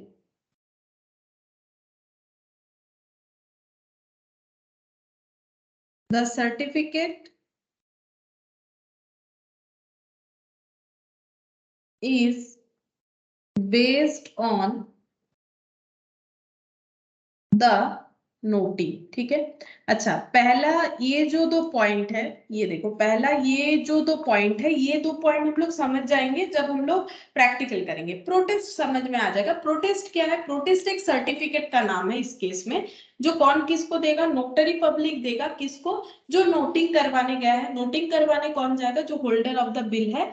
ये क्यों दिया जाता है, यहाँ पर नोटिंग जो हुआ है उसका एक प्रूफ है। जैसे मान लो कॉलेज पास करते हो तो एक रिजल्ट के साथ साथ, फाइनल रिजल्ट के साथ एक सर्टिफिकेट मिलता है कि हम लोग इस यूनिवर्सिटी से इस साल इतने परसेंटेज से या फिर इस कैटेगरी में हम लोगों ने पास किया है। उसी तरह से ये एक सर्टिफिकेट है जिससे ये प्रूव होगा कि ये डिसऑनर हुआ था बिल। ठीक है, अब एक क्वेश्चन करते हैं, क्वेश्चन करके देखते हैं कि कैसे करके ये कैलकुलेशंस होगा। ये दो बेसिकली, ठीक है, बाकी चीज तो मैंने समझा दिया। तो क्वेश्चन देखो, थोड़ा सा 4 केस लेके हम लोग ये क्वेश्चन करेंगे। ठीक है, तो क्वेश्चन थोड़ा सा बड़ा होगा। देखो, A sold goods to B for rupees 10,000 on 1/1 and draw upon him a 3-month bill for the amount. B accepted the bill and return it to accept the bill and return it to A at maturity. The bill was dishonored.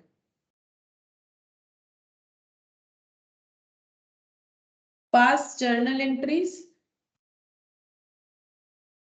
in books of A and B for following cases.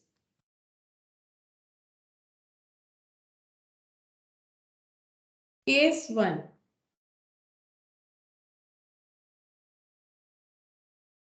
When A retained the bill till the due date and paid noting charges ₹100. Case B.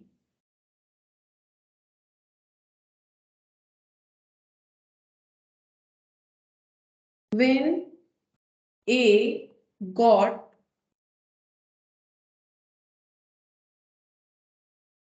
discounted the bill with his bank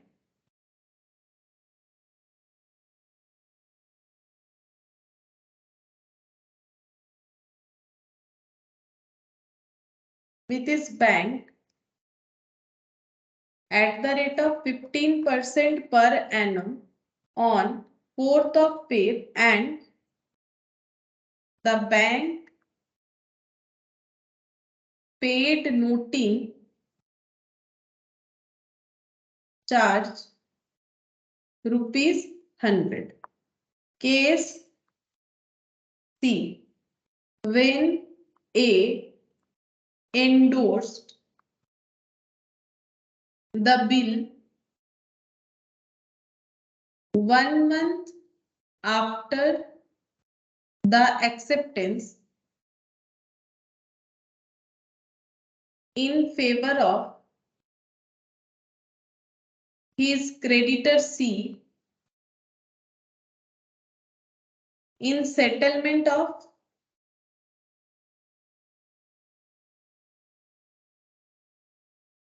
his debt for ₹10,000 and C paid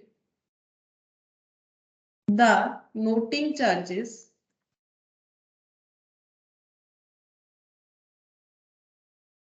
₹100. Or last, case D, when A sent the bill to his bank for collection and bank paid noting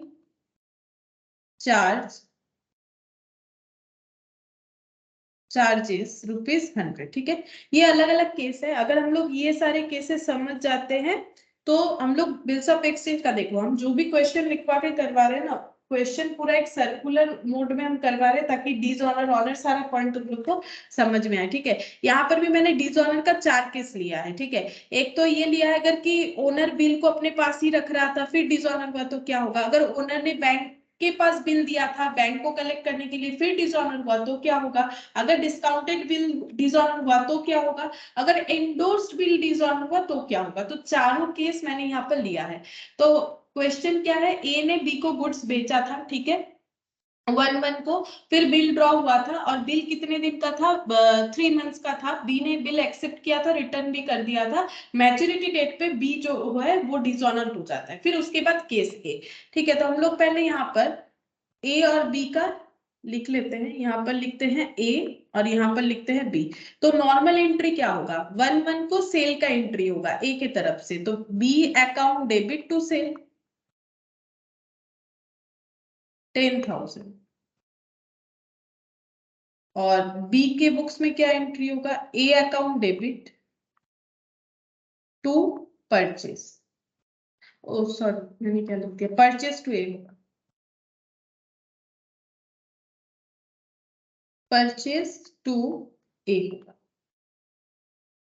ठीक है, ये हो गया हम लोगों का purchase cell. अब bills draw का भी एंट्री होगा, तो बिल्स रिसीवेबल टू बी 10,000 और यहां पर हो जाएगा A account debit to B. ठीक है, ये हम लोगों का ओवरऑल सिचुएशन है। इसके बाद अलग अलग केसेस से हमारा आंसर्स बदलता जाएगा। ठीक है, ये सिचुएशन के लिए ये एंट्री होगा, मतलब चारों केस के लिए ये एंट्री तो होगा ही। अब केस ए के हिसाब से हम लोग आंसर लिखेंगे। ठीक है, अब हम लोग यहाँ पर लिखते हैं केस ए, केस ए। ठीक है, केस ए में क्या एंट्री होगा, in the books of A और in the books of B, मतलब ये दोनों एंट्री तो होगा प्लस क्या एंट्री होगा। तो केस ए में क्या हुआ था, ए ने बिल को अपने पास ही रखा था पूरा 3 मंथ्स का 3 मंथ्स, और उसके बाद जब ड्यू डेट आया तो बी ने पेमेंट नहीं किया और ए को करवाना पड़ा नोटिंग। ठीक है, और नोटिंग चार्जेस लगा 100 रुपीज। तो एंट्री क्या होगा, अब देखो ये कब हुआ होगा, ड्यू डेट, इन्होंने पूरा अपने पास बिल को रिटर्न किया, मतलब इनको कब पता चला होगा कि बी पैसा नहीं दिया है, नहीं देगा, जब मैच्योरिटी डेट आ गया। मैच्योरिटी डेट कब आएगा, 1 जन से 1 फेब 1 मंथ, 1 फेब से 1 जन 2 मंथ्स, 1 जन से 1 फेब जो है 2 months, sorry Jan to Feb, Feb to March, March to April. तो 4 अप्रैल को इनको पता चला होगा, इनको लग रहा था कि 4 अप्रैल आ गया, केस ए के हिसाब से 4 अप्रैल आ गया, और ए अगर पैसा दे देता, सॉरी बी अगर पैसा दे देता तो क्या एंट्री होता, हम यहाँ पर लिख के दिखाते। देखो ए बोलता bank account debit to B R, और बी क्या बोलेगा, बी बोलेगा बीपी टू बैंक या कैश। ठीक है, अगर ये पेमेंट हो जाता, बट ये नहीं हुआ, पेमेंट नहीं हुआ, तो क्या होगा, पेमेंट अगर नहीं हुआ है तो यहाँ पर एंट्री कुछ इस तरह से होगा। यहाँ पर बिल्स रिसीवेबल को कैंसिल करना ही पड़ेगा क्योंकि इसका वैलिडिटी 3 मंथ्स का था, तो ये कैंसिल हो जाता है।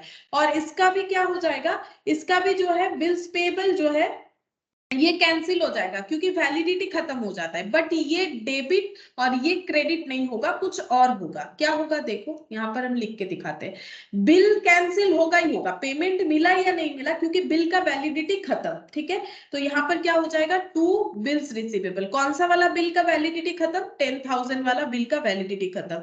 इनका भी क्या हो जाएगा, 4th को इनका बीपी कैंसिल हो रहा है, खत्म नहीं हो रहा है, क्योंकि ये इन्होंने पे नहीं किया, तो जो डॉक्यूमेंट था वो इनवैलिड हो गया क्योंकि वो तो 3 मंथ्स का ही था।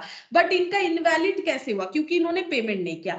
अब ए का क्या हुआ, ए को जाना पड़ा नोटरी पब्लिक के पास और नोटिंग करवाना पड़ा, जिसकी वजह से इनको 100 रुपए नोटरी पब्लिक को देना पड़ा। कहाँ लिखा हुआ है, क्वेश्चन में लिखा हुआ है। तो अगर ए के पॉकेट से 100 रुपए गया तो ए क्या एंट्री करेगा, टू कैश बोल के यहाँ पर 100 रुपीज भी दिखाएगा। और ए सोच रहा है नोटिंग करवाते करवाते, मतलब प्रैक्टिकली सोच के देखो, ए के दिमाग में क्या चल रहा है, बी से 10,000 तो हम लेंगे ही, अभी नहीं दिया तो क्या हुआ, लेंगे तो कोई अपना पैसा थोड़ी ना छोड़ देगा, ऐसे ही मेहनत का पैसा, ठीक है।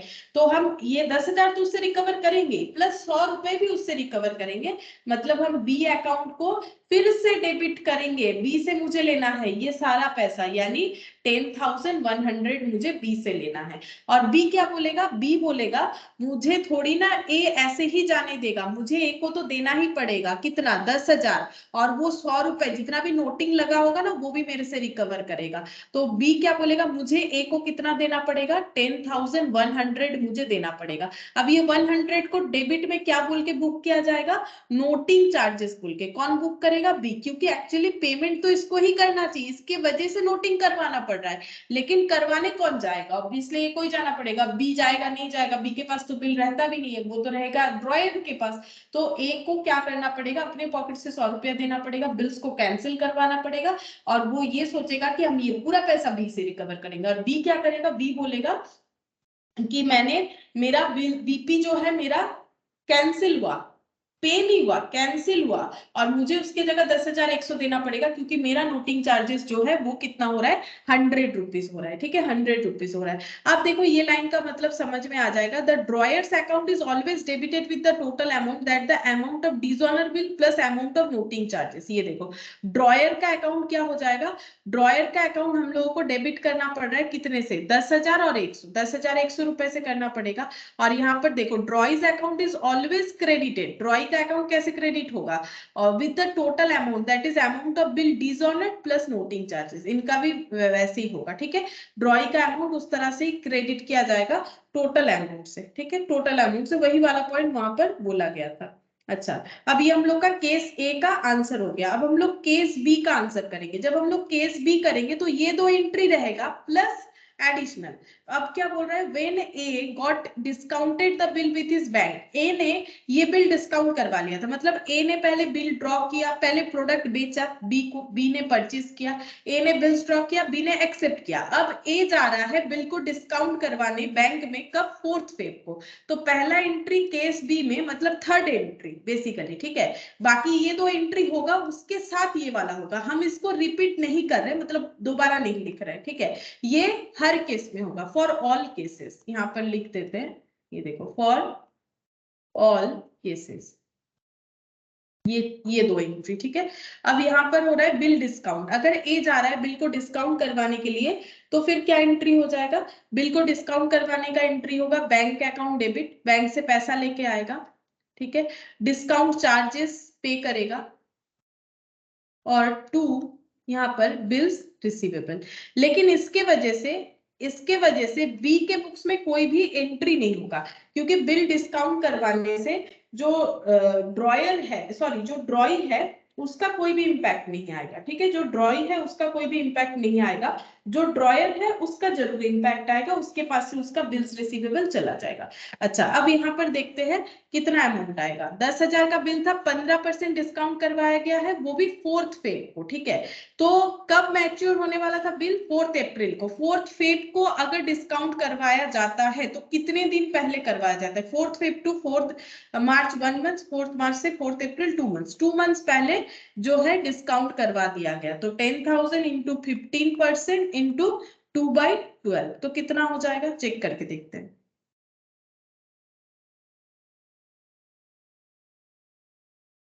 10,000 इंटू 15%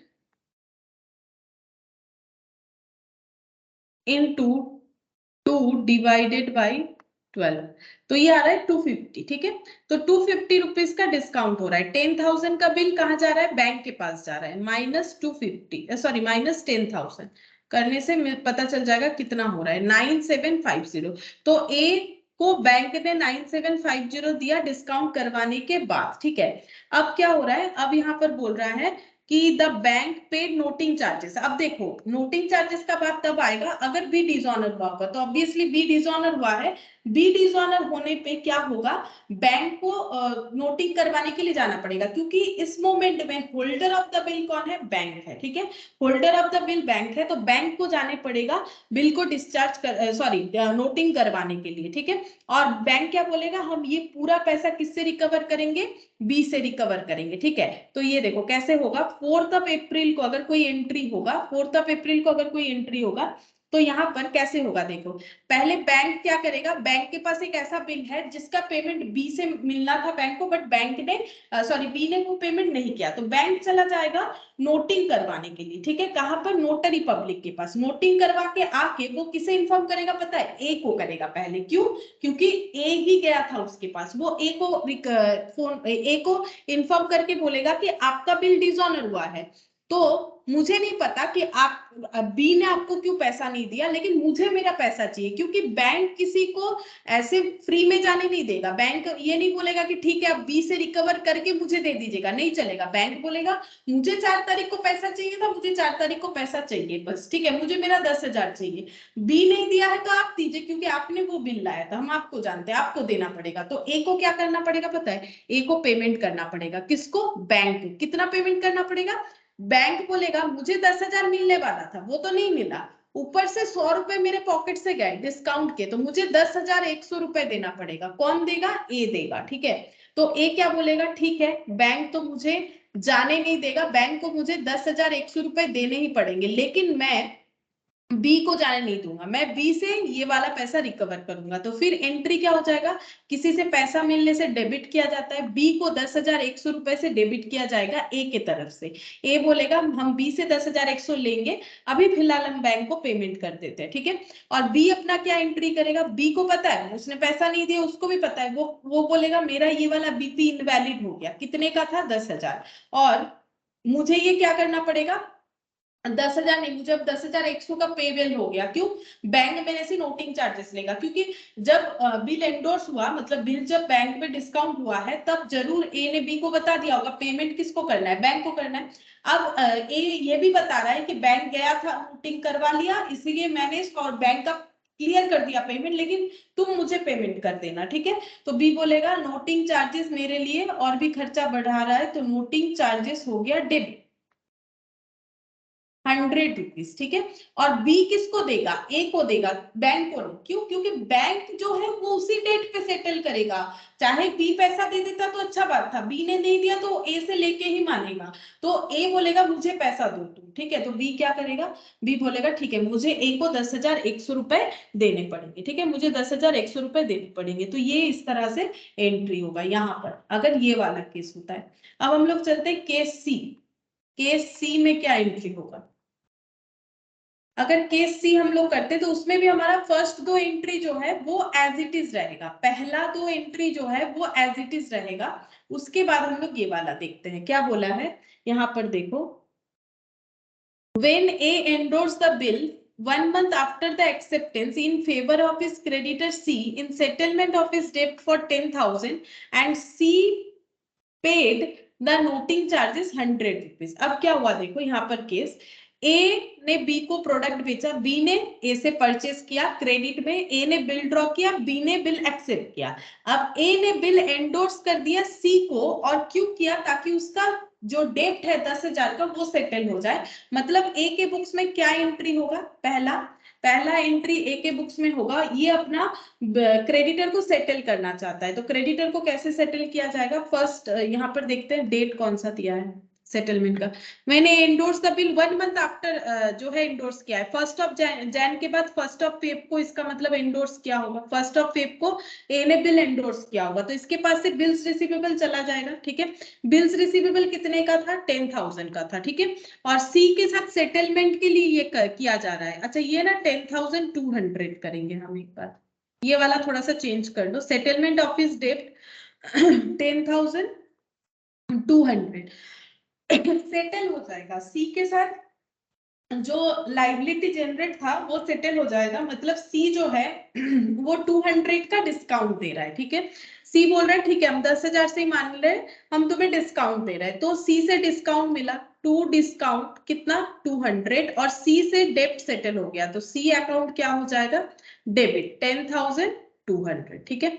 अच्छा अब बी क्या करेगा, इसमें बी का कोई एंट्री नहीं होगा, एंडोर्समेंट हुआ है। अगर हम लोग सी का बुक्स बनाते हैं तो सी में जरूर एंट्री होगा। सी क्या बोलेगा, मेरे पास एक बिल्स रिसीवेबल आ रहा है, कितने का, 10,000 का, ये हम किससे ले रहे हैं, मेरे डेटर ए से, और इस वजह से मेरा डेटर कैंसिल होगा। डेटर मेरा 10,200 का था, एक्चुअली मैंने इनको डिस्काउंट अलाउड किया है, ठीक है। तो मैंने यहाँ रिसिप्ट अलाउड नहीं लिखा है, अगर तुम लोग चाहो तो लिख सकते हो। वैसे डिस्काउंट डेबिट का मतलब अलाउड करना ही होता है, क्रेडिट का मतलब रिसिप्ट होता है, ठीक है। तो फर्स्ट ऑफ फेब को इन दोनों में एंडोर्समेंट हुआ। अब क्या हुआ, अब इसका मतलब क्या है, बिल ए के हाथ से सी के हाथ में चला गया। अब बी का ड्यूटी ये है कि 4th ऑफ अप्रैल जो भी डेट आ रहा है, 4th of April maturity date को सी को पेमेंट कर देना 10,000। लेकिन क्या हुआ प्रॉब्लम, यहाँ पर बोल रहा है सी पेड द नोटिंग चार्जेस। अब सी कब नोटिंग चार्जेस पे करेगा, जरूर बी ने डिसऑनर किया होगा, ठीक है। तो सी क्या करेगा, सी पहले जाएगा नोटरी पब्लिक के पास और वो बिल को क्या करेगा, यहाँ पर नोटिंग करवाएगा, ठीक है। तो क्या एंट्री होगा, देखो सी के बुक्स में क्या एंट्री होगा, सी के बुक्स में कुछ इस तरह से एंट्री होगा, यहाँ पर 4th ऑफ अप्रैल को होगा एंट्री, ठीक है। हम थोड़ा सा इधर करते हैं, नहीं तो बी के बुक्स में एंट्री नहीं लिख पाएंगे। 4th ऑफ अप्रैल को यहाँ पर बी ने किया डिसऑनर, ठीक है। बी ने अगर डिसऑनर किया तो बी का जो है बीपी कैंसिल हो जाएगा, बी का बीपी कैंसिल हो गया, कितने का, 10,000 का, ठीक है। और सी का क्या हो गया, सी का बिल्स रिसीवेबल कैंसिल हो जाएगा, कितने का, जितने का बिल्स रिसीवेबल था 10,000 का, ठीक है।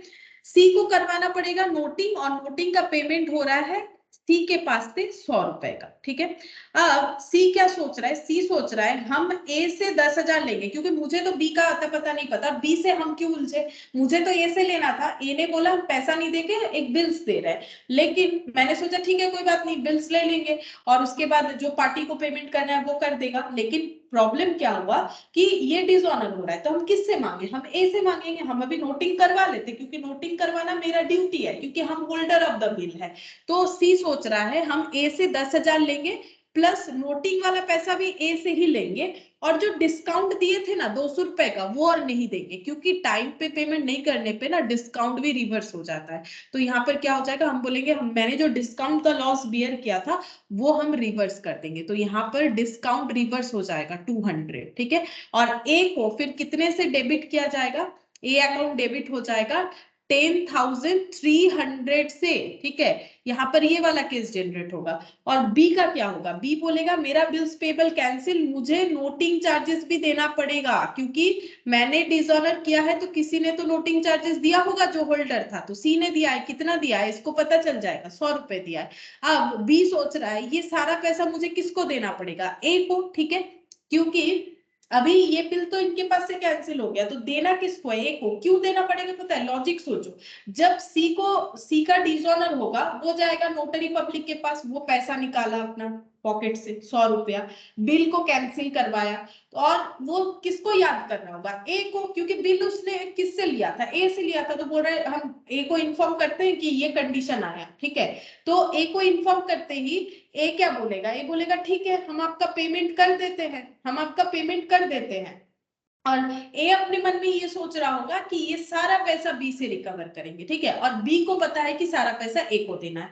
तो जैसे ही सी अपना ये सारा डिटेल्स ए को बताएगा, ए अपना क्या एंट्री करना स्टार्ट करेगा, ए बोलेगा कि मेरे बुक्स में जो डिस्काउंट रिसिप्ट हुआ था वो डिस्काउंट जो है वो कैंसिल हो जाएगा। क्यों, क्योंकि मुझे सी और डिस्काउंट नहीं देगा, कितने का, 200 रुपए का, ठीक है। मुझे सी को कितना देना पड़ेगा, मुझे सी को 10,200 देना पड़ेगा जो पहले देना था, प्लस 100 रुपए, 10,300 रुपए देने पड़ेंगे। डिस्काउंट भी मेरा नहीं माना जाएगा।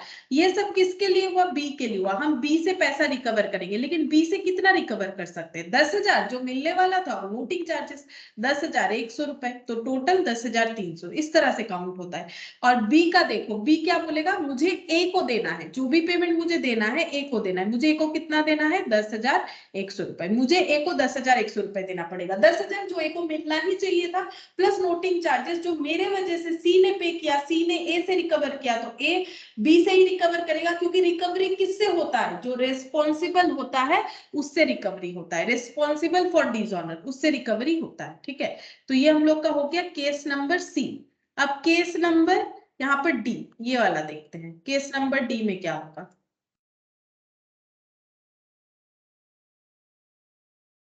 केस डी, यहां पर भी पहला जो दो एंट्री है ये हम लोग का होगा सेल और परचेज का। ठीक है, सेल और परचेज का एंट्री होगा। इसके बाद क्या बोल रहे हैं, when a send the bills to his bank for collection and bank paid noting charges 100 rupees. अब यहाँ पर बिल सेंड फॉर कलेक्शन था, तो सेल परचेज हो गया, बिल्स ड्रॉ हो गया, और बिल सेंड फॉर कलेक्शन है तो क्या एंट्री होगा, ए के पास से बिल्स चला गया होगा 1 तारीख को ही, और डेबिट हुआ होगा bill send for collection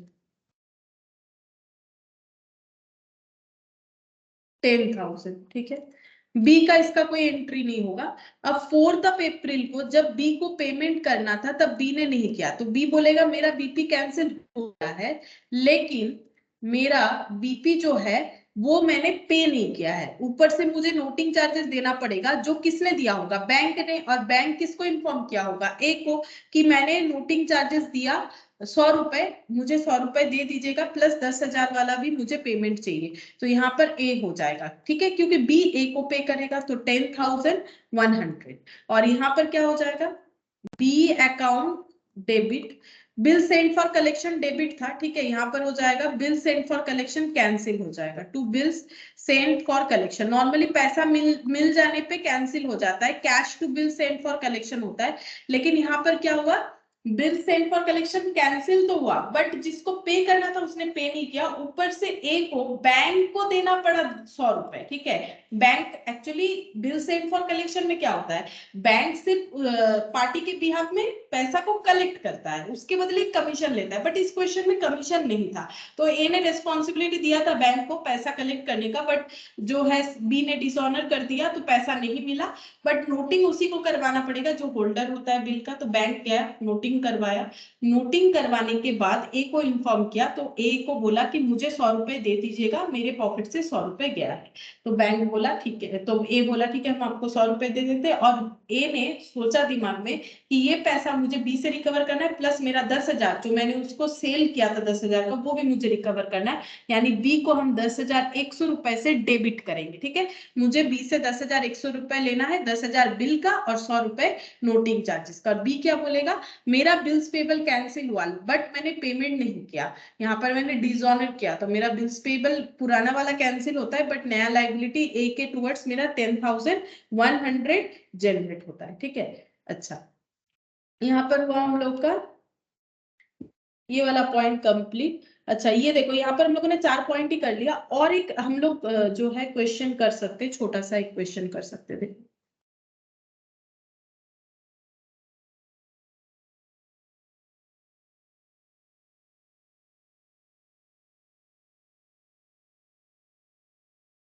dishonour पे क्वेश्चन करेंगे, आफ्टर दैट हम लोग रिटायरमेंट ऑफ बिल करेंगे। ठीक है, उसके बाद रिन्यूड ऑफ बिल, दूसरा टॉपिक पढ़ेंगे रिन्यूड ऑफ बिल। ठीक है, तो और एक क्वेश्चन करते हैं। A bills receivable for 100 which had been discounted at 95 is dishonored and bank paid rupees 200 noting charges. ठीक है, हमें जर्नल एंट्री पास करना है in the books of drawer, छोटा सा question, in the books of drawing और in the books of bank, ठीक है। ये अगर एंट्री करना हो तो हमारा आंसर क्या होगा? ये ए कोई पार्टी नेम नहीं है, ए मतलब एक, ठीक है। या फिर वन बिल्स रिसीवेबल लिख दो अगर कंफ्यूजन हो जाए तो। One bills receivable for 100 which had been discounted at 95, bank में डिस्काउंट किया गया था और डिसऑनर हो गया और बैंक ने 100 रुपीज पे किया है, तो एंट्री क्या होगा? मुझे सिर्फ डिसऑनर का एंट्री चाहिए, ठीक है। हम लोग सिर्फ डिसऑनर का एंट्री करेंगे। तो अगर डिसऑनर का एंट्री की तरफ से देखें तो सबसे पहले पता बैंक को चलेगा, क्योंकि बैंक के पास वो बिल पहुंच गया था, क्योंकि डिस्काउंटेड बिल था, तो बैंक जाएगा नोटिंग करवाने के लिए, ठीक है। तो नोटिंग करवाने से ओल्ड बिल कैंसिल हो जाएगा। ओल्ड बिल कितने का था? 100 रुपीज का था, ठीक है। नोटिंग चार्जेस कितना है? नोटिंग चार्जेस है यहाँ पर, ये 2 रुपीज है, ये 2 रुपीज कर दो एज नोटिंग चार्जेस, ठीक है। तो 2 रुपीज नोटिंग चार्जेस है, तो बैंक के पॉकेट से कितना गया होगा? बैंक ने नोटरी पब्लिक को 2 रुपए पेमेंट किया। अब बैंक किससे रिकवर करेगा? जो ड्रॉयर है बिल का, क्योंकि जो ड्रॉयर है वही जा सकता है बैंक के पास डिस्काउंट करवाने के लिए, तो वो ड्रॉयर को डेबिट करेगा। बैंक ड्रॉयर से 102 लेगा, ठीक है। तो ड्रॉयर को जैसे ही पता चलेगा, ड्रॉयर क्या एंट्री करेगा? ड्रॉयर बोलेगा ठीक है हम बैंक को पेमेंट कर देंगे, कितना? 102, लेकिन लेंगे किससे? ड्रॉई से, जिसके वजह से ये सारा प्रॉब्लम अराइज हुआ है। ड्रॉई मतलब जिसके ऊपर बिल ड्रॉ हुआ था 102। और ड्रॉई क्या बोलेगा? ड्रॉई बोलेगा मेरा बिल्स पेबल कैंसिल। कौन सा? 100 रुपए वाला। लेकिन इसीलिए नहीं कि मैंने पैसा दिया, इसीलिए क्योंकि मैंने पैसा नहीं दिया। तो अगर नहीं दिया तो मेरे ऊपर नोटिंग चार्जेस भी लग जाएगा। कितने का हुआ है? 2 रुपीज का। 2 रुपीज नोटिंग चार्जेस डेबिट। 2 क्या हो जाएगा? मुझे किसको पैसा देना पड़ेगा? ड्रॉयर को, क्योंकि मेरे बिहाफ में ड्रॉयर ने बैंक को पैसा दिया है। तो 102 रुपीज यहाँ पर आ जाएगा, ठीक है। तो ऐसा हम लोगों ने ये यहाँ पर देखो, जो भी बड़ा बड़ा क्वेश्चन हम लोगों ने यहाँ पर किया सेम कंसेप्ट में किया। लेकिन मान लो ऐसा क्वेश्चन आ जाए कि पार्टी नेम ना देके ऐसे बोल दे ड्रॉयर ड्रॉइंग बैंक, तो बात तो एक ही है, ठीक है। हम लोग इस तरह से एंट्री कर सकते हैं। अच्छा, अब हम लोग दूसरे पॉइंट पे चलते हैं, that is renew of bill. Renewed of bill. Renew होता है ना, जैसे हम लोग कोई भी हमारा लाइसेंस वगैरह होता है, वो उसका जब वैलिडेशन खत्म हो जाता है तो हम लोग रिन्यू करवाते हैं। उसी तरह से हम लोग चाहे तो ड्रॉयर से बात करके बिल को रिन्यू करवा सकते हैं। ऑब्वियसली दोनों पार्टी को एग्री होना पड़ेगा, तभी रिन्यू पॉसिबल होगा। अगर रिन्यू होता है तो किस तरह का एंट्री होता है? तो पहले देखो रिन्यू क्या होता है। Cancellation of original bill and drawing a fresh bill for another period on a request of drawing। मतलब अगर मान लो ड्रॉई और ड्रॉयर में अच्छा रिलेशन है, ठीक है। अब मान लो 3 मंथ्स बाद पेमेंट करना पड़ेगा ड्रॉई को और टाइम भी आ गया, बट ड्रॉई को समझ में आ रहा है कि उसके पास अभी भी इतना पैसा जो है जुगाड़ नहीं हुआ है कि वो पेमेंट कर दे, तो वो ड्रॉयर को आके रिक्वेस्ट कर सकता है क्या ये पुराना बिल कैंसिल करके मेरे ऊपर नया बिल ड्रॉ किया जा सकता है, अभी हम पेमेंट नहीं कर पाएंगे। तो अगर ड्रॉयर को लगता है हाँ मुझे करना चाहिए तो ड्रॉयर करेगा, अगर नहीं करना चाहिए तो नहीं करेगा। और कभी कभी ऐसा भी होता है कि ड्रॉयर ये भी बोल सकता है ठीक है हम नया बिल ड्रॉ करेंगे, लेकिन उस बिल के अमाउंट में इंटरेस्ट जोड़ देंगे क्योंकि आपने मुझे टाइम पे पेमेंट नहीं किया। 3 मंथ्स का बिल था 10,000 का, अब ड्रॉयर बोल रहा है नया बिल ड्रॉ करेंगे, मुझे 10,000 नहीं मिलेगा लेकिन हम इस पे इंटरेस्ट चार्ज करेंगे, ठीक है। इंटरेस्ट चार्ज करेंगे। अब ये डिपेंड करता है ड्रॉयर के अपने डिसीजन पे कि उनको इंटरेस्ट चार्ज करना है या नहीं करना है, ठीक है। तो यहाँ पर एक इंटरेस्ट का भी कंसेप्ट आएगा, वो भी लिख देते हैं। इंटरेस्ट क्या होता है? In case of renewal of bill,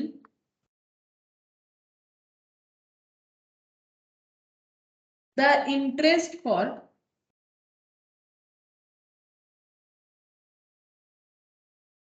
the extended period is either paid in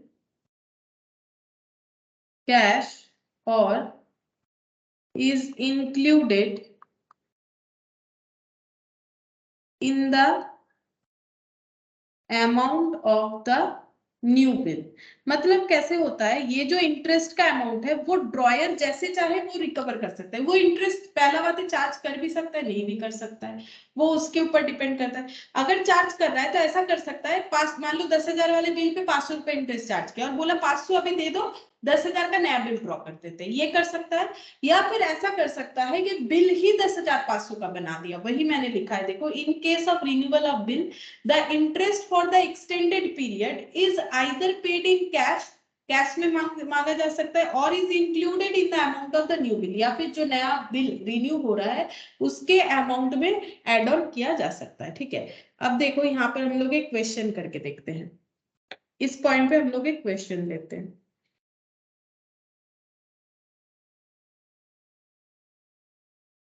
On 1/1 B owes rupees 10,000 and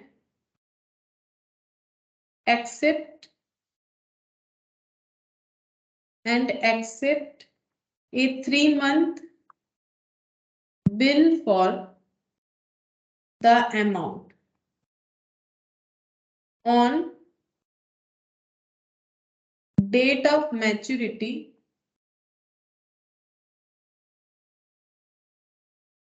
B not being able to meet the bill, offer A rupees 4,000 and ask him to draw another bill for 3 months for the balance plus interest at the rate of 15% per annum. A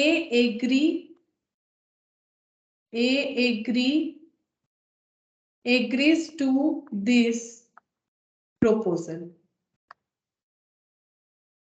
ठीक है, हमें ए और B के books में journal entry करना है, तो हम एक एक करके दिखाते हैं कैसे होगा। देखो ए और बी यहाँ पर लिखते हैं, क्या बोला है देखो, ऑन 1/1 बी ओज 10,000 एंड एक्सेप्टेड 3 months बिल, मतलब बी ने उधार लिया 10,000 का और बिल एक्सेप्ट किया, तो 1 Jan को एंट्री हो जाएगा। ए ने बी को पैसा उधार दिया होगा तो बी टू कैश, ठीक है, जैसे पैसा उधार देने का एंट्री होता है, कितना 10,000। बी क्या बोला होगा, बी बोला मैंने पैसा लिया किससे, ए से, cash account debit to A 10,000। अच्छा, अब सेम डेट पे बिल्स ड्रॉ हुआ है, B R to A,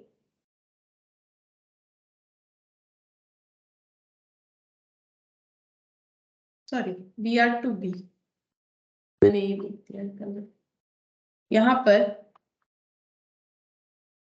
A to BP, bills draw हो गया, बिल एक्सेप्ट हो गया। अब आगे पढ़ते हैं। On due date of maturity 3 months का था, तो 4th April को मैच्योर होने वाला था bill. B not being able to meet the bill, offer A 4,000 and ask him to draw another bill for 3 months for the balance plus interest 15% per annum.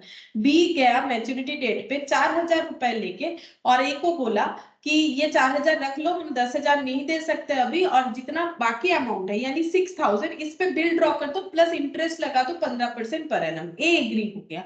तो सबसे पहले 4th April को क्या entry होगा, 4th April ही क्यों, क्योंकि maturity date पे ही B गया है, ऐसा क्वेश्चन हमें बता रहा है। ठीक है, बी क्या किया, बी सबसे पहले गया ए के पास और बोला कि ये सिचुएशन है, तो ए सबसे पहले क्या बोलेगा पता है, पुराना बिल कैंसिल करो। ठीक है, कैंसिल करना जरूरी है, ओल्ड बिल को क्या करना पड़ेगा, कैंसिल करना पड़ेगा, क्योंकि वो उसका वैलिडेशन खत्म हो जाता है। तो जो भी इनमें सेटलमेंट हुआ वो क्यों ना, चाहे 4,000 कैश पेमेंट हो, चाहे पूरा का पूरा रिन्यू हो, पहले पुराना बिल को कैंसिल करना पड़ेगा, ये फिक्स्ड है। तो पुराना बिल कैंसिल होगा, तो कैसे होगा, B account debit to BR, ठीक है। बिल कैंसिल होने से बिल्स डेबिट था, रिसीवेबल था, तो क्रेडिट हो जाएगा, ठीक है। और यहाँ पर डेबिट किसको करेंगे, बी को, ठीक है। और बी क्या करेगा, बी अपना बीपी कैंसिल करेगा, बीपी अकाउंट डेबिट, अगर पे कर देता तो टू कैश हो जाता, टू ए करना पड़ेगा, ठीक है। फिर से ए को 10,000 देना पड़ेगा, यानी ए को क्रेडिटर बना दिया क्या। अच्छा, अब क्या होगा, अब बी क्या कर रहा है, ऑफर कर रहा है ए को 4,000, तो ए क्या बोलेगा, मेरे पास 4,000 आ रहा है, कैश अकाउंट डेबिट 4,000, हम बी को 4,000 से कम करके दिखाएंगे, हम बी को 4,000 से कैंसिल कर देंगे। तो बी क्या बोल रहा है, ये सेम डेट पे ही हो रहा है सारा चीज, ठीक है। बी बोल रहा है हम 4,000 पे कर रहे हैं, तो 4,000 से मेरा ए का लाइबिलिटी कम हो जाएगा, तो A account debit to BP, sorry to cash, BP क्यों, टू कैश, ठीक है। बी बोलेगा मैंने 4,000 पे कर दिया और मेरा लाइबिलिटी ए के टूवर्ड्स 4,000 से कम हो गया। अच्छा, अब क्या हो रहा है, इसी डेट पे फिर से एक बिल ड्रॉ हो रहा है, बिल्स रिसीवेबल अकाउंट डेबिट, ठीक है, बैलेंस अमाउंट प्लस इंटरेस्ट। तो पहले इंटरेस्ट को रिकॉर्ड कर लेते हैं, ठीक है। Bills receivable account debit to interest, interest कितना हो रहा है, बिल्स में ऐड होगा, तो इंटरेस्ट हो जाएगा हम लोग का, ये कैलकुलेट करना पड़ेगा। एक काम करते हैं, पीछे ही कर लेते हैं इसे, दूसरे पेज में।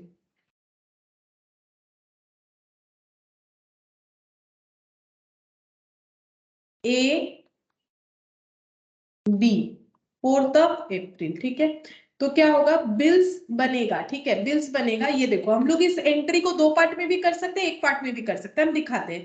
जैसे पहले इंटरेस्ट को ड्यू करेंगे, तो ए के लिए तो इंटरेस्ट अर्निंग होगा, तो इंटरेस्ट अर्निंग होने से टू इंटरेस्ट होगा, ऑल इनकम्स आर क्रेडिटेड, ठीक है। इंटरेस्ट क्रेडिट कर दिया, किससे मिलेगा, बी से मिलेगा, कितना मिलेगा, 6,000 जो अमाउंट ऑफ बिल है उस पे 15% पर एनम, एक साल का 15% मिलता है। लेकिन बिल आगे कितने दिन के लिए रिन्यू हुआ है, उस पीरियड के लिए इंटरेस्ट चार्ज होगा, 3 मंथ्स के लिए नया बिल रिन्यू हुआ है, तो 3 मंथ्स का बिल यहाँ पर जो है इंटरेस्ट अमाउंट चार्ज होगा। तो कितना हो जाएगा, 6,000 इंटू 15%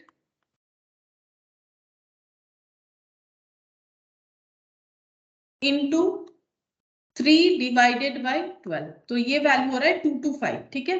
तो 225 रुपीज का इंटरेस्ट बी से मिलेगा। ऐसा कौन एंट्री कर रहा है, ए एंट्री कर रहा है। बी क्या बोलेगा, मुझे देना पड़ेगा, तो इसके लिए इंटरेस्ट डेबिट हो जाएगा, इसके लिए expense, all expenses are debited, 225, to किसको देना पड़ेगा, ए को।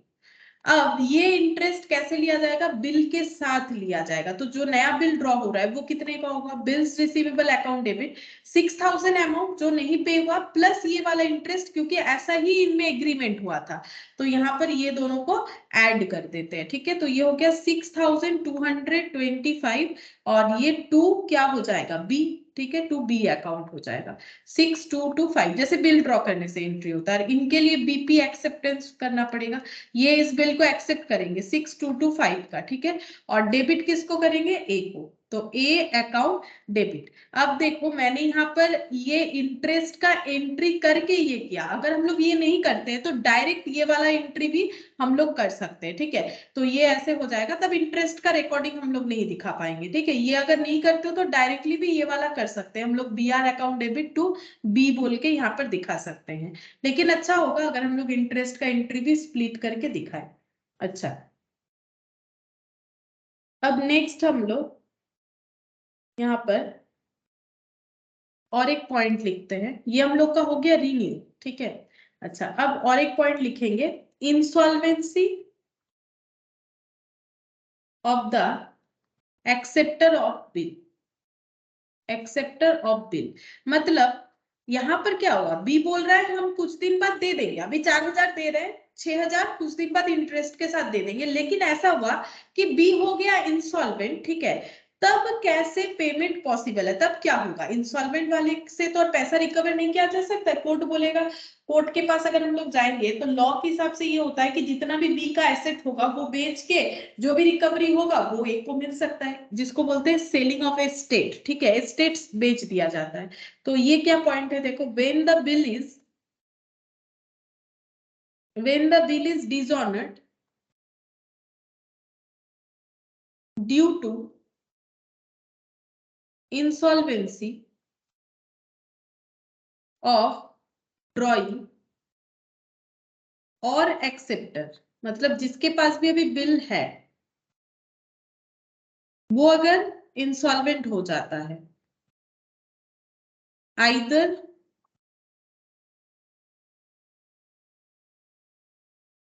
nothing is recovered or some partial payment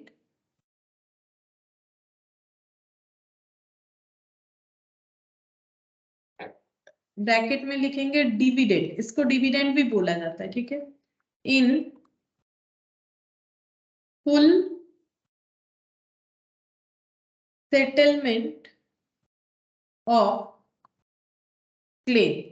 क्या बोल रहा है, when the bill is dishonoured, dishonoured why, क्यों, इंसॉल्वेंसी की वजह से। किसके इंसॉल्वेंसी की वजह से, जिसके पास बिल था, ठीक है, मतलब जिसके ऊपर बिल ड्रॉ हुआ था, जो ड्रॉई था, जो पेयर था, जो एक्सेप्टर था, उसके वजह से। आइदर नथिंग इज रिकवर्ड, या तो इनसे कुछ भी रिकवर नहीं हो सकता, या फिर कुछ अमाउंट रिकवर हो सकता है, तो इसको हम लोग बोलेंगे insolvency of the acceptor of the bill, ठीक है। उस केस में हमारा क्या एंट्री हो सकता है, उसके लिए हम एक क्वेश्चन दिखा रहे हैं यहाँ पर, देखो 4th नंबर। if in,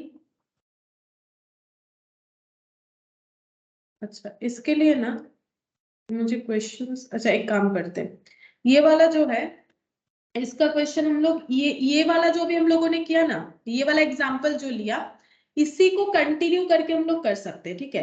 तो अगर ये वाला एग्जांपल, इन अबव एग्जांपल ऐसे लिख देते हैं, ठीक है, ऐसे लिख देते हैं, in above example at maturity of the second bill, B was dishonored